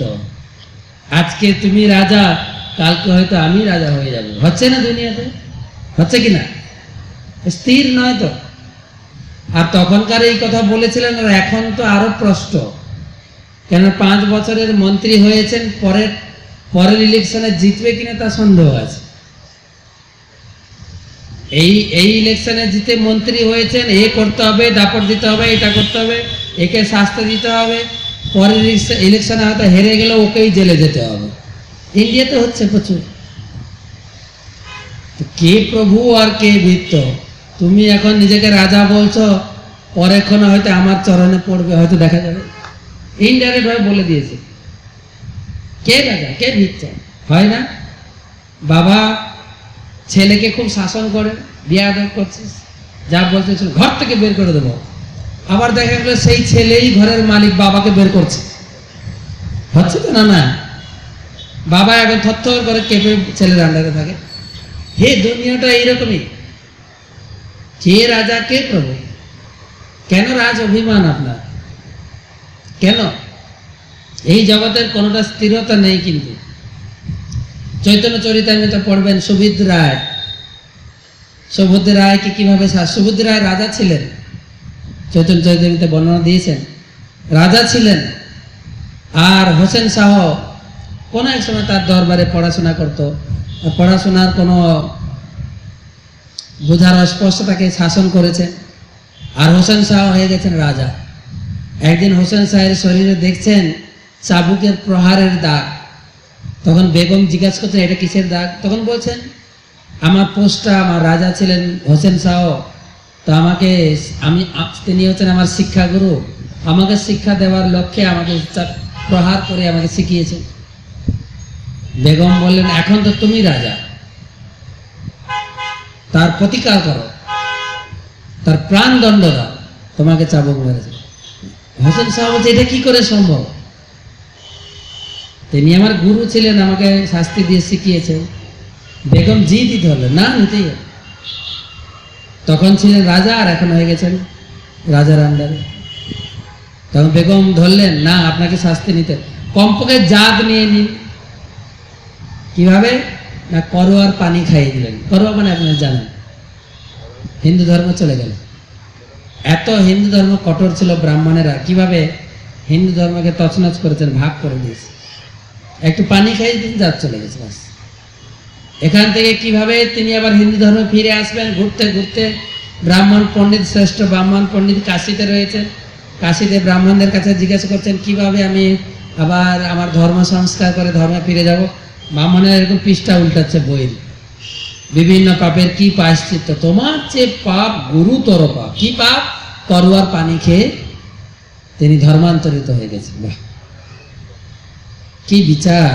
তোমার শাস্তি, তোমার প্রায়শ্চিত্ত হচ্ছে অগ্নিকুণ্ড প্রজ্বলন করে ওখানে হেড মুন্ড হয়ে যদি মারা দাও, তাহলে পরের জীবনে হয়তো আবার ব্রাহ্মণের জন্মগ্রহণ করতে পারবে।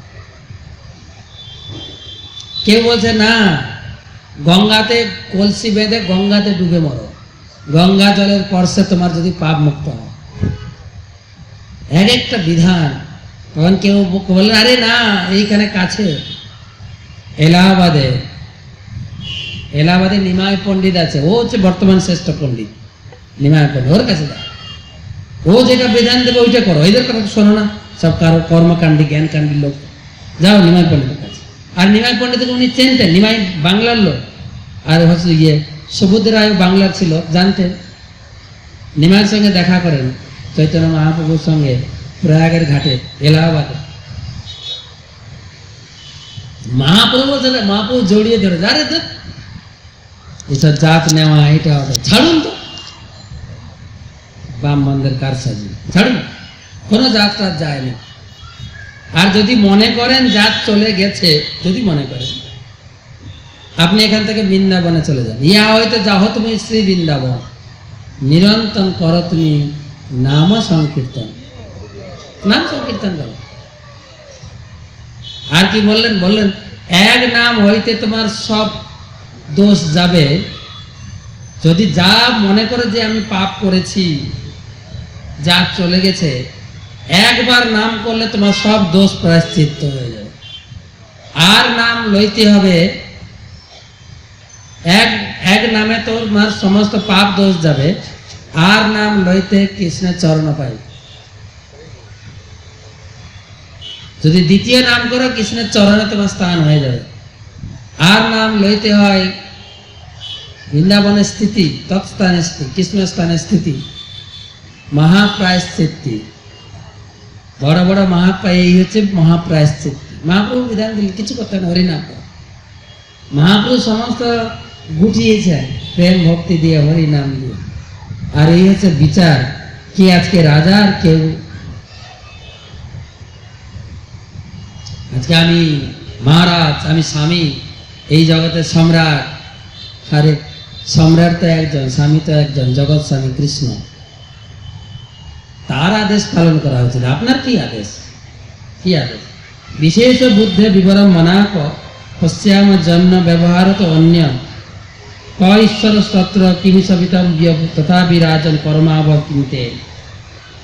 তিনি বলছেন ক ঈশ্বর, কে ঈশ্বর?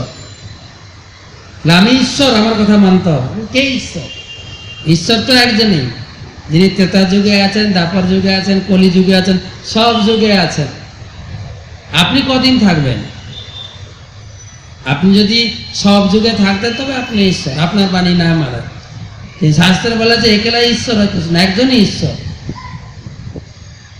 আর তথাপি আপনি যদি বলেন যে না আমি রাজা, ঠিক আছে, আমরা কাঁধে বয়ে নিয়ে যাচ্ছি, চলুন। তথাপি তাও যদি মনে করেন আমি ঈশ্বর, চলুন। কাঁধে বইতে বইতে জ্ঞান দিচ্ছেন, বইতে বইতে। চিন্তা করে দেখুন, মহারাজ একজন গুরুর ভূমিকা নিয়ে কি হয়, শিষ্যকে কাঁধে বয়ে নিতে নিতে জ্ঞান দিচ্ছে। এতটাই তিরস্কার, শিষ্যদের উন্মত্ত তিরস্কার স্বীকার করতে হয়। আর উন্মত্ত জড়বৎ, উন্মত্ত মত্ত জড়বৎ সংস্থানম গতস্ব মে বীর চিকিৎসিতেন অর্থ কিয়ান ভবতা শিক্ষিতেন স্তব্ধ প্রমতস্য ন পৃষ্ঠমেশ।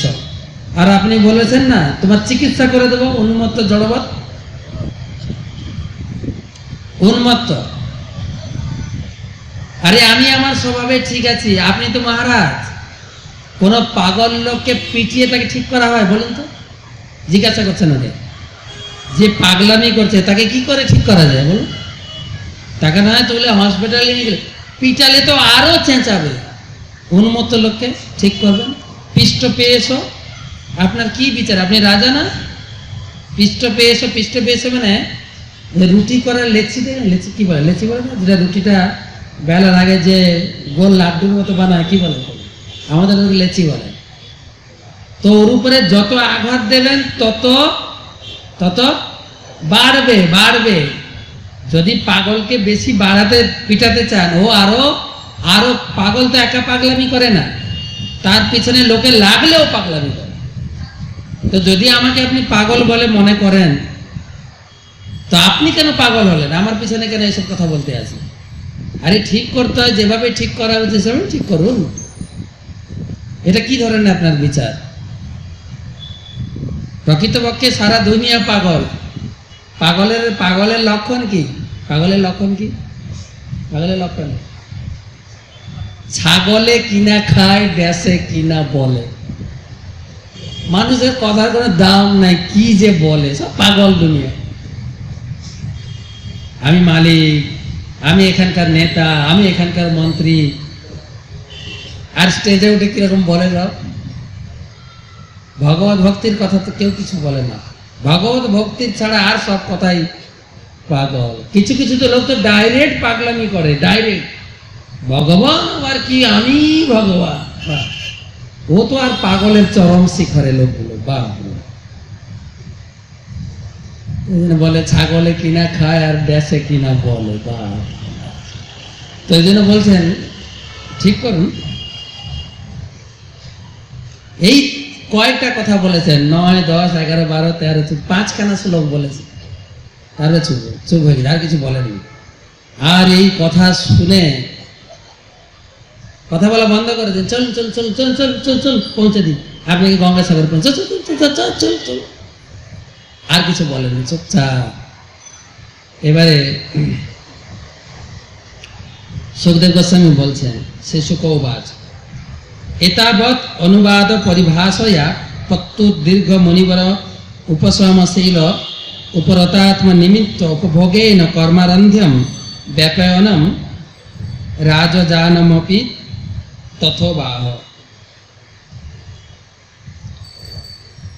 শ্রী সুখদেব গোস্বামী বলছেন, মহারাজ পরীক্ষিত, হে মহারাজ পরীক্ষিত, রাজা রোহগণ পরম ভাগবত জড় ভরতকে কর্কশ বাক্যে তিরস্কার করেছিলেন। তখন শান্তচিত্ত মুনিবর তা সহ্য করে যথাযথ উত্তর দিয়েছিলেন। অবিদ্যার কারণ দেহাত্ম বুদ্ধি, কিন্তু জড়ভরত সেই ভ্রান্ত ধারণা দ্বারা প্রভাবিত ছিলেন না। তার স্বাভাবিক দৈনবশত তিনি নিজেকে একজন মহান ভক্ত বলে মনে করতেন না। তিনি নীরবে পূর্বকৃত কর্মের ফল ভোগ করে যেতেন। একজন সাধারণ মানুষের মতো তিনি মনে করেছিলেন যে শিবিকা বহন করে তার পূর্বকৃত দুষ্কর্মের ফল বিনষ্ট করছেন। এইভাবে বিচার করে পূর্ববৎ শিবিকা বহন করতে লাগলো। সুখদেব গোস্বামী বলছেন যে অনুবাদ, যদিও এটানো অনুবাদ, যেহেতু রঘুবর মহারাজ তো জানতেন শাস্ত্র ভাষা, আর এই শাস্ত্র ভাষা শুনে তিনি চমৎকৃত হয়ে গেছেন। জানা আছেন, একটু জ্ঞান জানা আছে, চমৎকৃত হয়ে গেছেন আর প্রভাবিত হয়ে গেছেন। বলছেন থামুন থামুন থামুন থামুন। শ্রদ্ধয়া তিনি বলছেন, সচাপি পাণ্ডবেয় সিন্ধু সৌবীর প্রতিষ্ঠম জিজ্ঞাসায়াম সম্যক শ্রদ্ধয়াধিত কৃতাধি কারস্তদ হৃদয়গ্রন্থি মোচনম দ্বিজবচ আশ্রিত বহু যোগ গ্রন্থ সম্মতম তরয়া বরূঢ় শিরসা পাদমূলম মুখস্থিত ক্ষমাপয়ন বিগৃত নিপদেব স্ময় উবাচ সচাপি পাণ্ডবয়ম। হে মহারাজ পরীক্ষিত, সিন্ধু সৌবীরপতি তম জিজ্ঞাসয়াম সমধি সম্যক শ্রদ্ধাধিকৃত। হাত জোড় করে বলেন দাঁড়ান। একদম পালকি থেকে নেমেছে, নেমে একদম হাত জোড় করে চরণে পড়ে গেছে। চরণে বলছেন শ্রদ্ধাকৃত অধিকার। সুখদেব গোস্বামী বলছেন এই 5টা শ্লোক শুনেই রঘুবর মহারাজ বুঝে নিয়েছিলেন। কেন উনি তো যাচ্ছিলেন, উনি তো ভক্ত, উনি তো জ্ঞানবান, উনি যাচ্ছিলেন কথা শুনতে। তিনি বুঝতে পেরেছেন শাস্ত্রের কথা। কি কথা? যোগগ্রন্থ সম্মতম। আপনি যা বলেছেন সবকিছু যোগগ্রন্থ, মানে যোগগ্রন্থ যোগ, ভগবদ গীতার সমস্ত অধ্যায়ের নাম কি? যোগ। যোগ না? গ্রন্থের উদ্দেশ্যই হচ্ছে যে জীবকে ভগবানের সঙ্গে যোগ করে দেওয়া। সমস্ত গীতা, ভাগবত, উপনিষদ যোগ গ্রন্থ সম্মত। যদি আমাদের দুর্ভাগ্য, গীতা উপনিষদ থেকে উদ্ধৃতি দিয়ে বর্তমান তথাকথিত সাধুরা আমাদেরকে এই ভক্তি পথ থেকে দূরিয়ে সরিয়ে দিচ্ছেন। ভগবানের সেবা কি করে? জীবের সেবা করো। আমাদেরকে প্রশ্ন করে অনেক, সমাজের জন্য আপনারা কি করছেন? সারাদিন মালা নিয়ে হরে কৃষ্ণ হরে কৃষ্ণ, সমাজের জন্য কি করছেন?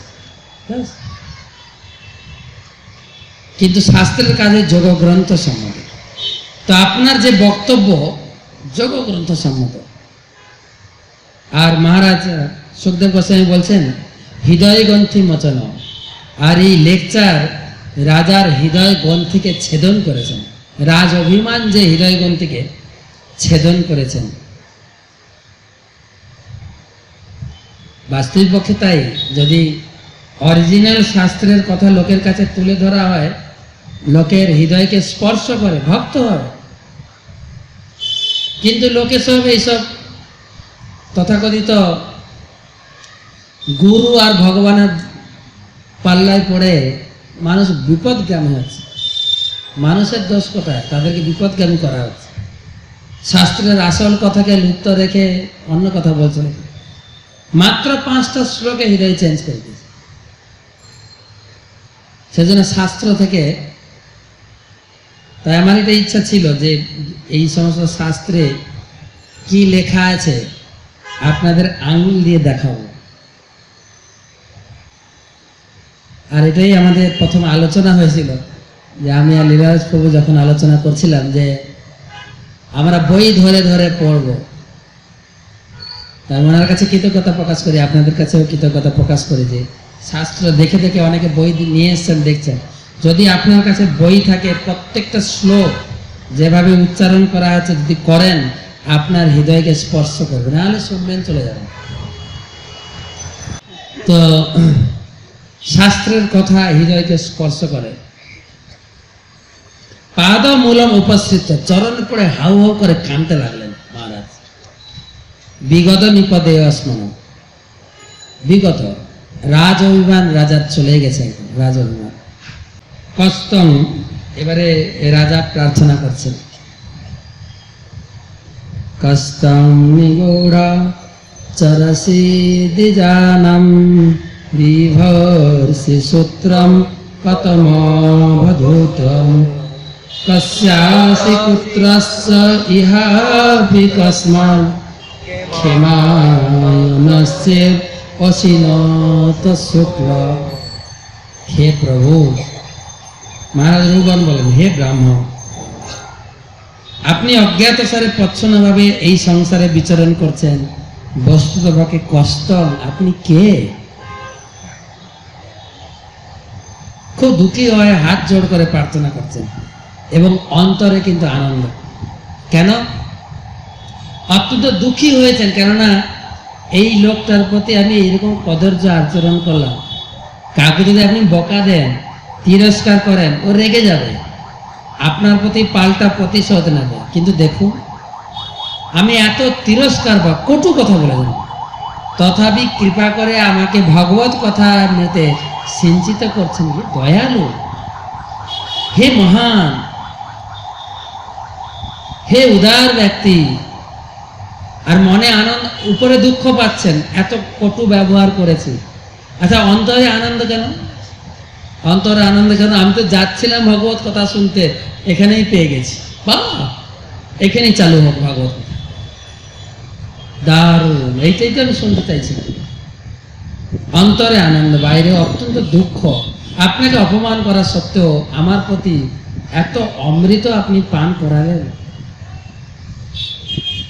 আমার অপরাধ ক্ষমা করুন। সূত্রম সূত্রম কথমত, আপনার গায়ে ব্রাহ্মণের পৈতে দেখা যাচ্ছে। আপনি কি ব্রাহ্মণ সন্তান? কার পুত্র আপনি? কেন এইভাবে নিজেকে গুটিয়ে রেখে, আচ্ছাদিত রেখে বিচরণ করছেন? কেনই বা কেউ আপনার সঙ্গে নেই? অবধূত, আপনি কি অবধূত? এইভাবে অবধূত মানে হচ্ছে, দত্তাত্রেয় ছিল অবধূত। ভগবানকে পাওয়ার জন্য তিনি সমস্ত কিছু পরিত্যাগ করে অবধূত হয়েছে। বর্তমানে আমাদের কিছু অবধূত স্বামী আছে, অবধূত না, আরো কিছু হবে এখন। অবধূত কশ্যাপি, কোথা থেকে আপনি এসেছেন? আরেকটা কথা বলছেন, শুক্ল। শুক্ল নত শুক্ল, শুক্ল মানে আছে কপিল দেব। আচ্ছা, আমি যে ভাগবত কথা শুনতে যাচ্ছি সেই কপিল আশ্রমে, আপনি কি সেই প্রচ্ছন্ন কপিল? আপনি কি সেই আমার প্রভু কপিল রূপে এখানে বিরাজ করছেন? কেন, আমি তো ভাগবত কথা শুনতে যাচ্ছিলাম। কৃপা করে আপনি কি এখানে আবির্ভূত হয়েছেন? আপনি কে? কে আপনি? চরণে পড়ে হাত জোড় করে কাঁদছেন।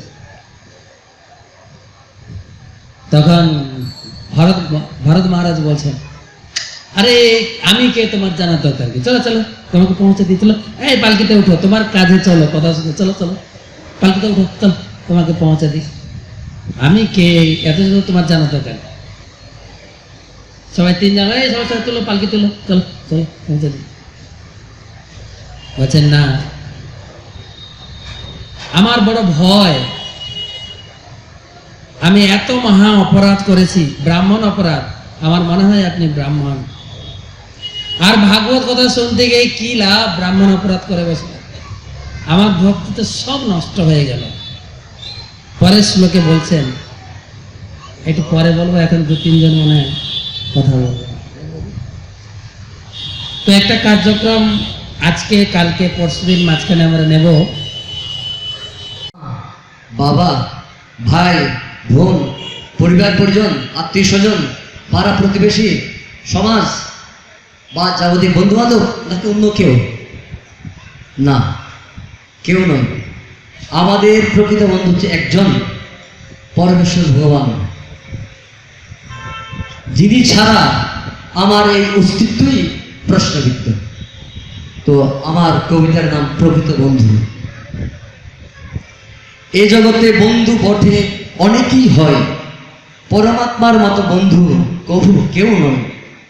এমনতর বন্ধু সে যাই না কভু ছেড়ে, বন্ধু হয়ে থাকে সদা জন্ম জন্মান্তরে। কর্মদোষে যদি বা কভু নিম্নজনী হয়ে প্রাপ্ত, সেখানেও বন্ধুরূপে থাকে সে পরিব্যাপ্ত। এই জগতের বন্ধুরা সব স্বার্থের কারণে, পরমাত্মা বন্ধু হন জীবের কল্যাণে।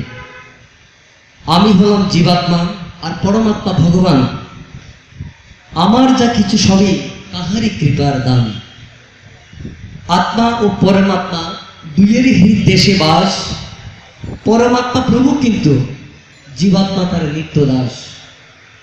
যখনই জীবাত্মা প্রভুর দাসত্ব স্বীকার করে, মুক্ত হয়ে ফিরে তখন আবার আপন ঘরে। জীবাত্মার প্রকৃত আলোয় ভগবানের ধাম, বিরাজ করেন যেথায় প্রভু নিত্য অবিরাম। সেই প্রভু শ্যাম সুন্দর দ্বিভুজ মুরলীধারী, পরমাত্মা রূপে বিরাজ করেন গোলক বিহারী। চতুর্ভুজ বিশ্বরূপে বিরাজেন তিনি জনার্দন নামে।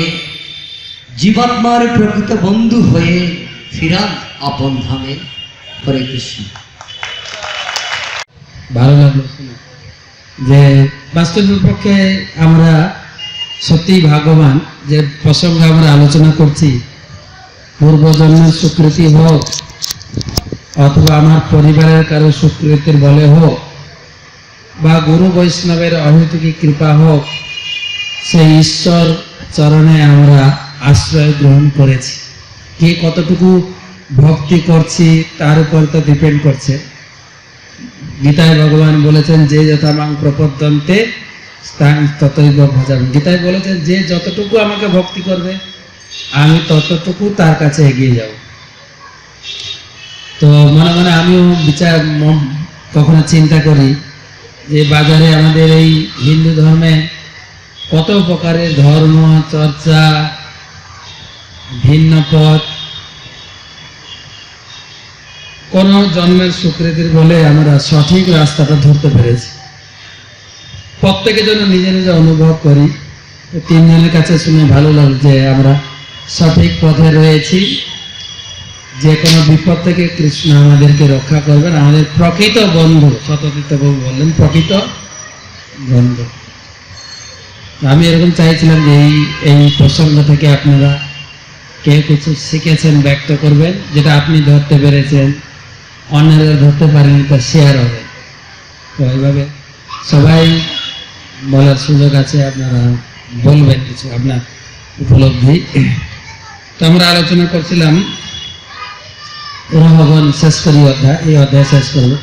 রহগণ মহারাজ পালকি থেকে নেমে জড় ভরতের চরণে পড়েছেন আর প্রার্থনা করছেন, হে প্রভু, কস্তম 16 নম্বর শ্লোক, কস্তম নিগুড় চরসি দ্বিজানা। হে দ্বিজশ্রেষ্ঠ, আপনাকে মনে হচ্ছে আপনি ব্রাহ্মণ, আপনি প্রকৃত, আপনি নিজে আপনার পরিচয় প্রদান করুন। আপনি কে, কিসের জন্য আপনি এই নিজেকে গুপ্ত রেখে বিচরণ করছেন? ভরত মহারাজ বলে, এত জানা দরকার, তুমি চলো তোমাকে পালকি করে পৌঁছে দিই। তখন হাত জোড় করে বলছেন, খুব খুব কঠিন কথা, দেখেন 17 নম্বর শ্লোক যাদের কাছে আছে, হাত জোড় করে থরথর করে কাঁপতে কাঁপতে বলছেন, কঠিন কথা। এই শিক্ষা, এই যে এখন শ্লোক বর্ণনা করব, ভক্ত মাত্রই এটাকে হৃদয়ে গ্রাহী করে রাখতে হবে এবং কণ্ঠে যেন ধারণ করি। বলছেন নাহং বিশঙ্কে সুররাজ ভদ্রা নতক্ষশূলান্ন যমাস্য দণ্ডান না অর্ক সোম নীলবিত্ত পাস্ত্রাম শঙ্কে ভীষণ ব্রহ্ম কুলাবনা। হে মহানুভব, একদম কাঁপতে কাঁপতে বলছেন, আমি দেবরাজ ইন্দ্রের বজ্রকে ভয় করি না, শিবের ত্রিশূলকেও আমি ভয় করি না, যমরাজের দণ্ডকেও আমি ভয় করি না, অথবা অগ্নি সূর্য বায়ু কুবেরের অস্ত্রকেও আমি ভয় পাই না। কেবল আমি ভয় পাই ব্রহ্মকুলের অবমাননা রূপ অপরাধকে আমি অত্যন্ত ভয় করি। এই জগৎকে ভগবান সৃষ্টি করেছেন, আর এই জগৎকে পালন করার জন্য 8টা ডিভিশন তৈরি করেছেন। 8টা ডিভিশন, জল বিভাগ, অগ্নি, বায়ু, এক একজন দায়িত্ব আছেন। ইন্দ্র, চন্দ্র, বরুণ, শিব, এমনকি যমরাজ। এই কাউকে আমি ভয় করি না, কিন্তু আমি অত্যন্ত ভীত মনে আমি এই কথা প্রকাশ করছি, আপনি নিশ্চয়ই ব্রাহ্মণ, আপনার চরণে যে মহা অপরাধ করেছি, এই ভয়ে আমি থরথর করে কাঁপছি, আমার কি করে মুক্তি হবে। রহগণ মহারাজের একটু বুদ্ধি ছিল, তাই বলছেন ব্রাহ্মণের বা বৈষ্ণবের চরণের অপরাধের রিয়াকশনটা কি। চাণক্য পণ্ডিত বলছেন যে কারেণ চক্ষুষা কিম, তিনি বলছেন যে যার একটু চোখ আছে, যার যস্য নাস্তি স্বয়ং প্রজ্ঞা শাস্ত্রং তস্য করোতি কিম, যার নিজের কোনো জ্ঞান নেই, শাস্ত্র জ্ঞান, তার কি করবে। উদাহরণ দিয়েছেন লোচন বিহীনস্য দর্পণম কিম করিষ্যসি, যে অন্ধ, যার চোখ নেই, তার সামনে যদি বড় আয়না ধরা হয়, ও কি দেখবে। যে অন্ধ, তার সামনে খুব দামি আয়না ধরলে ও কি দেখবে। ঠিক সেই রকম যার শাস্ত্র জ্ঞান একদম নেই, তাকে বড় বড় বই, বেদ, পুরাণ দিলেও কি বুঝবে। রঘুগণ মহারাজের শাস্ত্র জ্ঞান ছিল, তাই জড়ভরতের 2-4 কথা শুনে বুঝতে পেরেছেন মহান ব্যক্তি, মহান ব্যক্তি। আর সেই জন্য ভয় করছেন বৈষ্ণব অপরাধ। আমি এত ভজন করছি, এই করছি, দান ধ্যান সব করছি, কিন্তু নামের প্রথম অপরাধ একটু, এই নাম দিয়েছে, নাম অত্যন্ত সুলভ, আপনাকে ধ্যান যোগ তপস্যা কিছু করতে হবে না, শুধু নাম করলেই উদ্ধার হয়ে যাবে। কিন্তু নামের সঙ্গে একটা ভাইরাসও দিয়ে দিয়েছে, বৈষ্ণব অপরাধ। প্রথম নাম করতে গেলে তোমাকে 3 নম্বর শ্লোকের বিচার অনুযায়ী করো, অমানি না মান, বৈষ্ণবকে তাচ্ছিল্য করো না, সম্মান করো। আর সেই বিদ্যা ওনার জানা ছিল, তাই উনি বলছেন হায় হায়, আমার এত দিনের ধ্যান তপস্যা সবচেয়ে, হে ব্রাহ্মণ, হে বৈষ্ণব, আমাকে কৃপা করুন। তা আপনি দয়া করে বলুন, আপনি আমাকে অপরাধ থেকে ক্ষমা করুন। মহারাজ রঘুগণ থরথর করে কাঁপছেন, কিন্তু আমাদেরকে এইসব স্পর্শ করে না। কোনো কিছু হলেই তো আমরা সঙ্গে সঙ্গে সেই বৈষ্ণবের নামে একদম হোয়াটসঅ্যাপ, ফেসবুকে দিয়ে তছনছ করে দিই। কখনো চিন্তা করি না যে এটা ইস্কনের দুর্নাম হচ্ছে না। কি বাহাদুরি, আমি কত কিছু জানি, সারা বিশ্বের লোক জানুক এই বৈষ্ণবটা এত খারাপ। আমি যেহেতু খারাপ রূপে দেখেছি ওদের, আর এটা বাংলাদেশে প্রচুর, অন্যান্য জায়গায় তো নেই। কেন কোন পার্টি দোষী আমি সেটা বলতে চাইছি না, নিজে সাবধান হন। নিজেদের ভিতরে দ্বন্দ্ব হয়েছে, ঠিক আছে, আমাদের গুরু বর্গ আছেন, ম্যানেজমেন্ট আছেন, ঠিক করবেন। তোমার বাহাদুরি কেন? কোনো কিছু হলে ফেসবুক, হোয়াটসঅ্যাপ, জাহান নামে যাবে। তুমি তো নিজে জাহান নামে গেলে, আর যে পড়লো সেও। পারলে লোকের কিছু উপকার করো, অপকার করো না, চেষ্টা করো। বলছেন নাহং বিশঙ্কে, আমি কোনো কিছুকে ভয় করি না। আমি ইন্দ্রের বজ্র, শিবের ত্রিশূল, যমরাজের দণ্ড ভয় করি না। শুধু ভয় করি কি? বৈষ্ণব অপরাধ, এতটাই করি। তো সেই জন্য এখানে বলছেন যে দয়া করে আমার অপরাধ ক্ষমা করবে, অপরাধ ক্ষমা করবে। যারা এইসব করে ফেসবুক হোয়াটসঅ্যাপ, তাদের ক্ষমা চাওয়া উচিত সেই সব বৈষ্ণবদের কাছে যার নামে নিন্দা মন্দ ছড়াচ্ছে। তোমার রাইট আছে নিন্দা মন্দ ছড়ানো, সেই সঙ্গে রাইট যেহেতু আছে টাইটও আছে, টাইট দেবেন ভগবান, রাইটের সঙ্গে টাইট আছে, অত্যন্ত সাবধানে আছে। আমি বৈষ্ণব, বৈষ্ণব ভজন করি, আর অত্যন্ত থরথর করে কাঁপছেন। আর এই কথা শুনে পরীক্ষিত মহারাজ তিনি কাঁদতে শুরু করেছেন, হায় হায়। আরে রঘুগণ মহারাজ কত নিন্দা মন্দ কত কিছু করলেন, কিন্তু ভরত মহারাজ কত দয়ালু কৃপালু, তথাপি তাকে অমৃত ভাগবতের কথা শোনাচ্ছেন, শাস্ত্রের কথা অমৃত সিঞ্চন করছেন। হায় আমি কত দুঃখী, আমিও বৈষ্ণব অপরাধ করেছিলাম, ব্রাহ্মণ অপরাধ করেছিলাম, আমিও অভিশপ্ত হয়েছি, আমাকে কেউ কথা শোনায় না, আমি তো শুধু অভিশপ্ত হয়েছি। এই তো অভিশপ্ত হননি, তো এনাকে কথা শোনাচ্ছেন, কত ভাগ্যবান রঘুগণ মহারাজ। সুখদেব গোস্বামী সান্ত্বনা দিয়ে বললেন, না তুমিও অত্যন্ত ভাগ্যবান, তোমাকে ভগবান গর্ভে রক্ষা করেছেন। আর তুমি কেন মনে করছো না তোমার জীবনের অন্তিম সময় আমি তোমার সামনে আছি, আমি তোমার সামনে উপস্থিত, এটা ভগবানেরই প্ল্যান, আমার কিছু নয়। ও তো দু চারটা পাঁচটা শ্লোক শুনেছিল, আমি তো তোমাকে 18,000 শ্লোক শোনাচ্ছি, তুমি তো আরো বেশি ভালো। তো বলছেন তদ বহু সংজ্ঞা জড়বে নিগূঢ় বিজ্ঞান বীর্যা বিচরস্য পারম বচাংসি যোগ গঠিতানি সাধু ন ক্ষমন্তে মনসাপি ভেত্তু। অসঙ্গ, আপনি একা চলেন কেন? আপনি একা, আপনি এত মহান ব্যক্তি, এই জগতে কোনো মূঢ় ব্যক্তিও দু চারটা শিষ্য বানিয়ে দল বল নিয়ে ঘুরে। আরে আপনার মতো মহান ব্যক্তি আপনি কেন একা বিচরণ করেন? বিজ্ঞান, আপনার কথাবার্তা, আপনার যে ভাষা, আপনার যে প্রবচন 5টা শ্লোকে বিজ্ঞান সম্বন্ধিত। সাধু, আপনি সাধু, আপনি কেবল জগতের মঙ্গলের জন্য ঘুরে বেড়ান। হে প্রভু, দয়া করে আমার কয়েকটা প্রশ্ন আপনি উত্তর দিন। বচাংসি, আপনার যোগশাস্ত্র সম্বন্ধিত কথা অত্যন্ত মহান, আপনি দয়া করে আপনি যা 5টা শ্লোকে বলেছেন প্লিজ আরো বিস্তার করে বলুন, আমি শুনতে চাই। জড়াগড় বলতে তোমার সময় কোথায়, তুমি তো রাজা, তোমার সময় কোথায় তুমি শুনবে?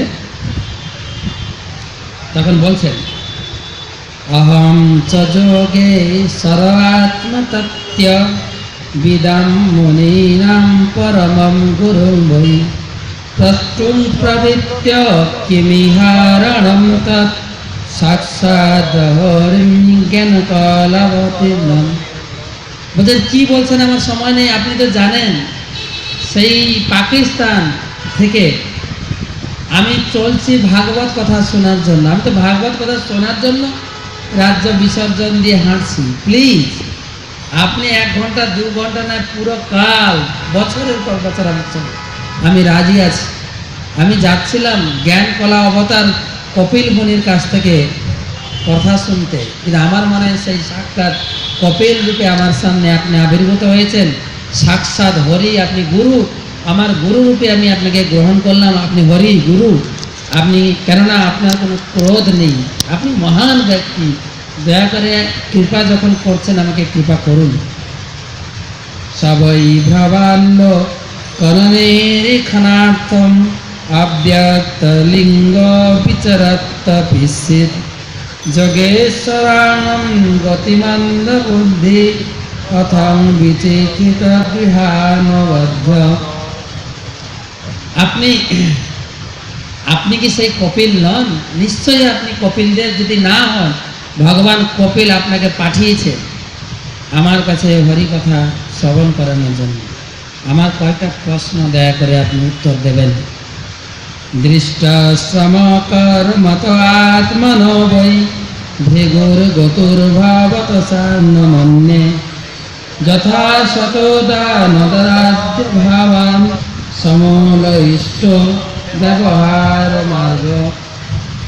আপনি বলেছেন যে আমি ভার পালকি বইনি, আপনার কাঁধে পালকি আছে। আপনি বলেছেন আমি দেহ নই, আমি দেহটা বইয়েছে, আমি বইনি। কিন্তু তা হলে তো প্রভাবিত হয়। আমরা যদি বলি আমি দেহ নই আত্মা, কিন্তু আপনাকে চিমটি কাটলে ব্যথা লাগে কিনা? আপনার কাঁধে পালকি ছিল, আপনি অনুভব করেছেন কিনা? অবশ্যই আত্মা হলো দেহের এই ভার, ব্যথা, দুঃখ সব কিছু অনুভব হয়। নিশ্চয়ই আপনি এই পালকি বহন করেছেন। কেন আপনি বলছেন আপনি পালকি বহন করেননি? আপনার কোনো শ্রম হয়নি? আর আপনি বলেছেন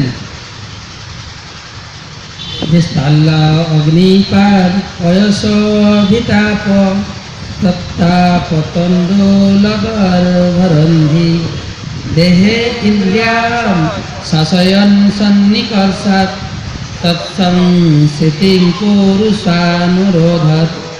আর আপনি বলেছেন আমি মোটাও নই, পাতলাও নই, আমি দেহ থেকে ঊর্ধ্বে, আমি কৃষও নই, আমি সুখ দুঃখ থেকে ঊর্ধ্বে। বলছে না, সুখ দুঃখ তো অনুভব হয়। যেরকম হাঁড়ির ভিতরে চাল দিলে, নিচে জাল দিলে, আগুন দিলে, সে চাল হাঁড়ির ভিতরে থাকলেও অনুভব করে, ধীরে ধীরে সিদ্ধ হয়ে যায়। যে আত্মা শরীরের ভিতরে থাকলেও দেহের সুখ দুঃখ আত্মাকে প্রভাবিত করে। আপনি কেন বলছেন আমি সেই সুখ দুঃখ অবস্থা থেকে মুক্ত? শাস্তাভিভক্তা নৃপতি প্রজানাম জঙ্কিং করো বৈ না পিনষ্টি পৃষ্ঠম সধর্ম মারাধনমাচ্যুতস্য যদি যমান বিজহাত গৌঘম। হে মহাশয়, আপনি যে বলেছেন প্রভু মিত্রের সম্পর্ক, কে রাজা আর কে প্রজা, এই কথা ঠিকই, কিন্তু এই জগতে এই ধরনের কথা তো প্রভাবিত করে সবাইকে। আমি পিতা, আমি অঞ্চলের নেতা, আমি মালিক, প্রভাবিত করে না। কেন বলছেন এগুলো প্রভাবিত করে না? অবশ্যই প্রভাবিত করে।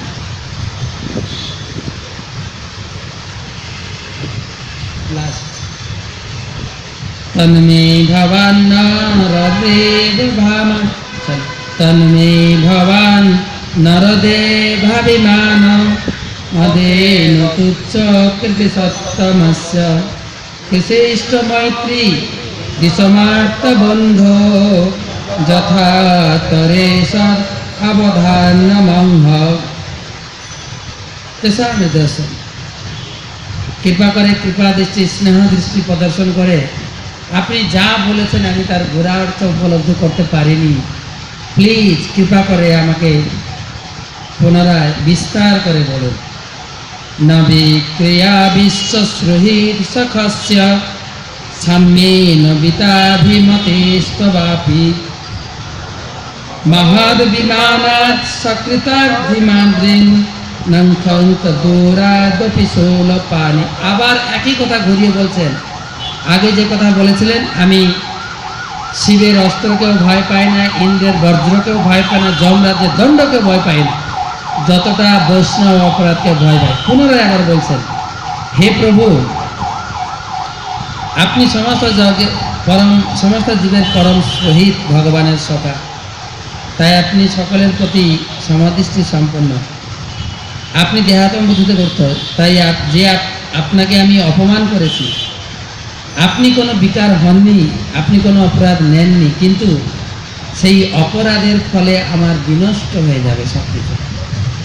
আমি শিবের মতো শক্তিশালী অস্ত্রকে ভয় করি না, কেবল আপনার ষোলপানি, আপনার মতো মহাদের চরণে অপরাধকে অত্যন্ত ভয় করি।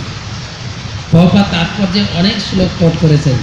ষোলপানি সম যদি ভক্ত নিন্দা করে, চৈতন্য ভাগবত থেকে, ভাগবত প্রমাণ তথাপিও সে মরে। এমনকি শিব যদিও অপরাধ করে, বৈষ্ণব অপরাধ, ভগবান তাকে ছাড়েন না, ভাগবত তার প্রমাণ। সুলপানি সম যদি বৈষ্ণবের নিন্দে, তথাপিও নাশ হয় কহে শাস্ত্রে দিন্দে। ইহা না মানিয়া যে সুজন নিন্দা করে, জন্মে জন্মে সে প্রাপিষ্ট দৈব দোষে মরে। প্রভুপাদ বলতেন, এত কথা শোনার পরেও কেউ যদি বৈষ্ণব নিন্দা করে, বৈষ্ণবের দোষ দেখে, বৈষ্ণবের উপরে দোষ বুদ্ধি করে আর এই প্রচার করে, সে শেষ, সে পাপিষ্ট দৈব দোষে মরে। তো ভরত মহারাজের কাছে গ্রহবর মহারাজ আকুল ঘরে কান্না করছে। পদকর্তাগণ প্রার্থনা করেছেন প্রতিদিন সকালে উঠে বৈষ্ণব বন্দনা গাইবে, প্রতিদিন সকালে, যাতে কোনো বৈষ্ণবের চরণে আমাদের নিন্দা না হয়। তো বৈষ্ণব বন্দনা গিয়ে আমরা আজকের পাঠ শেষ করব। বৃন্দাবন বাসী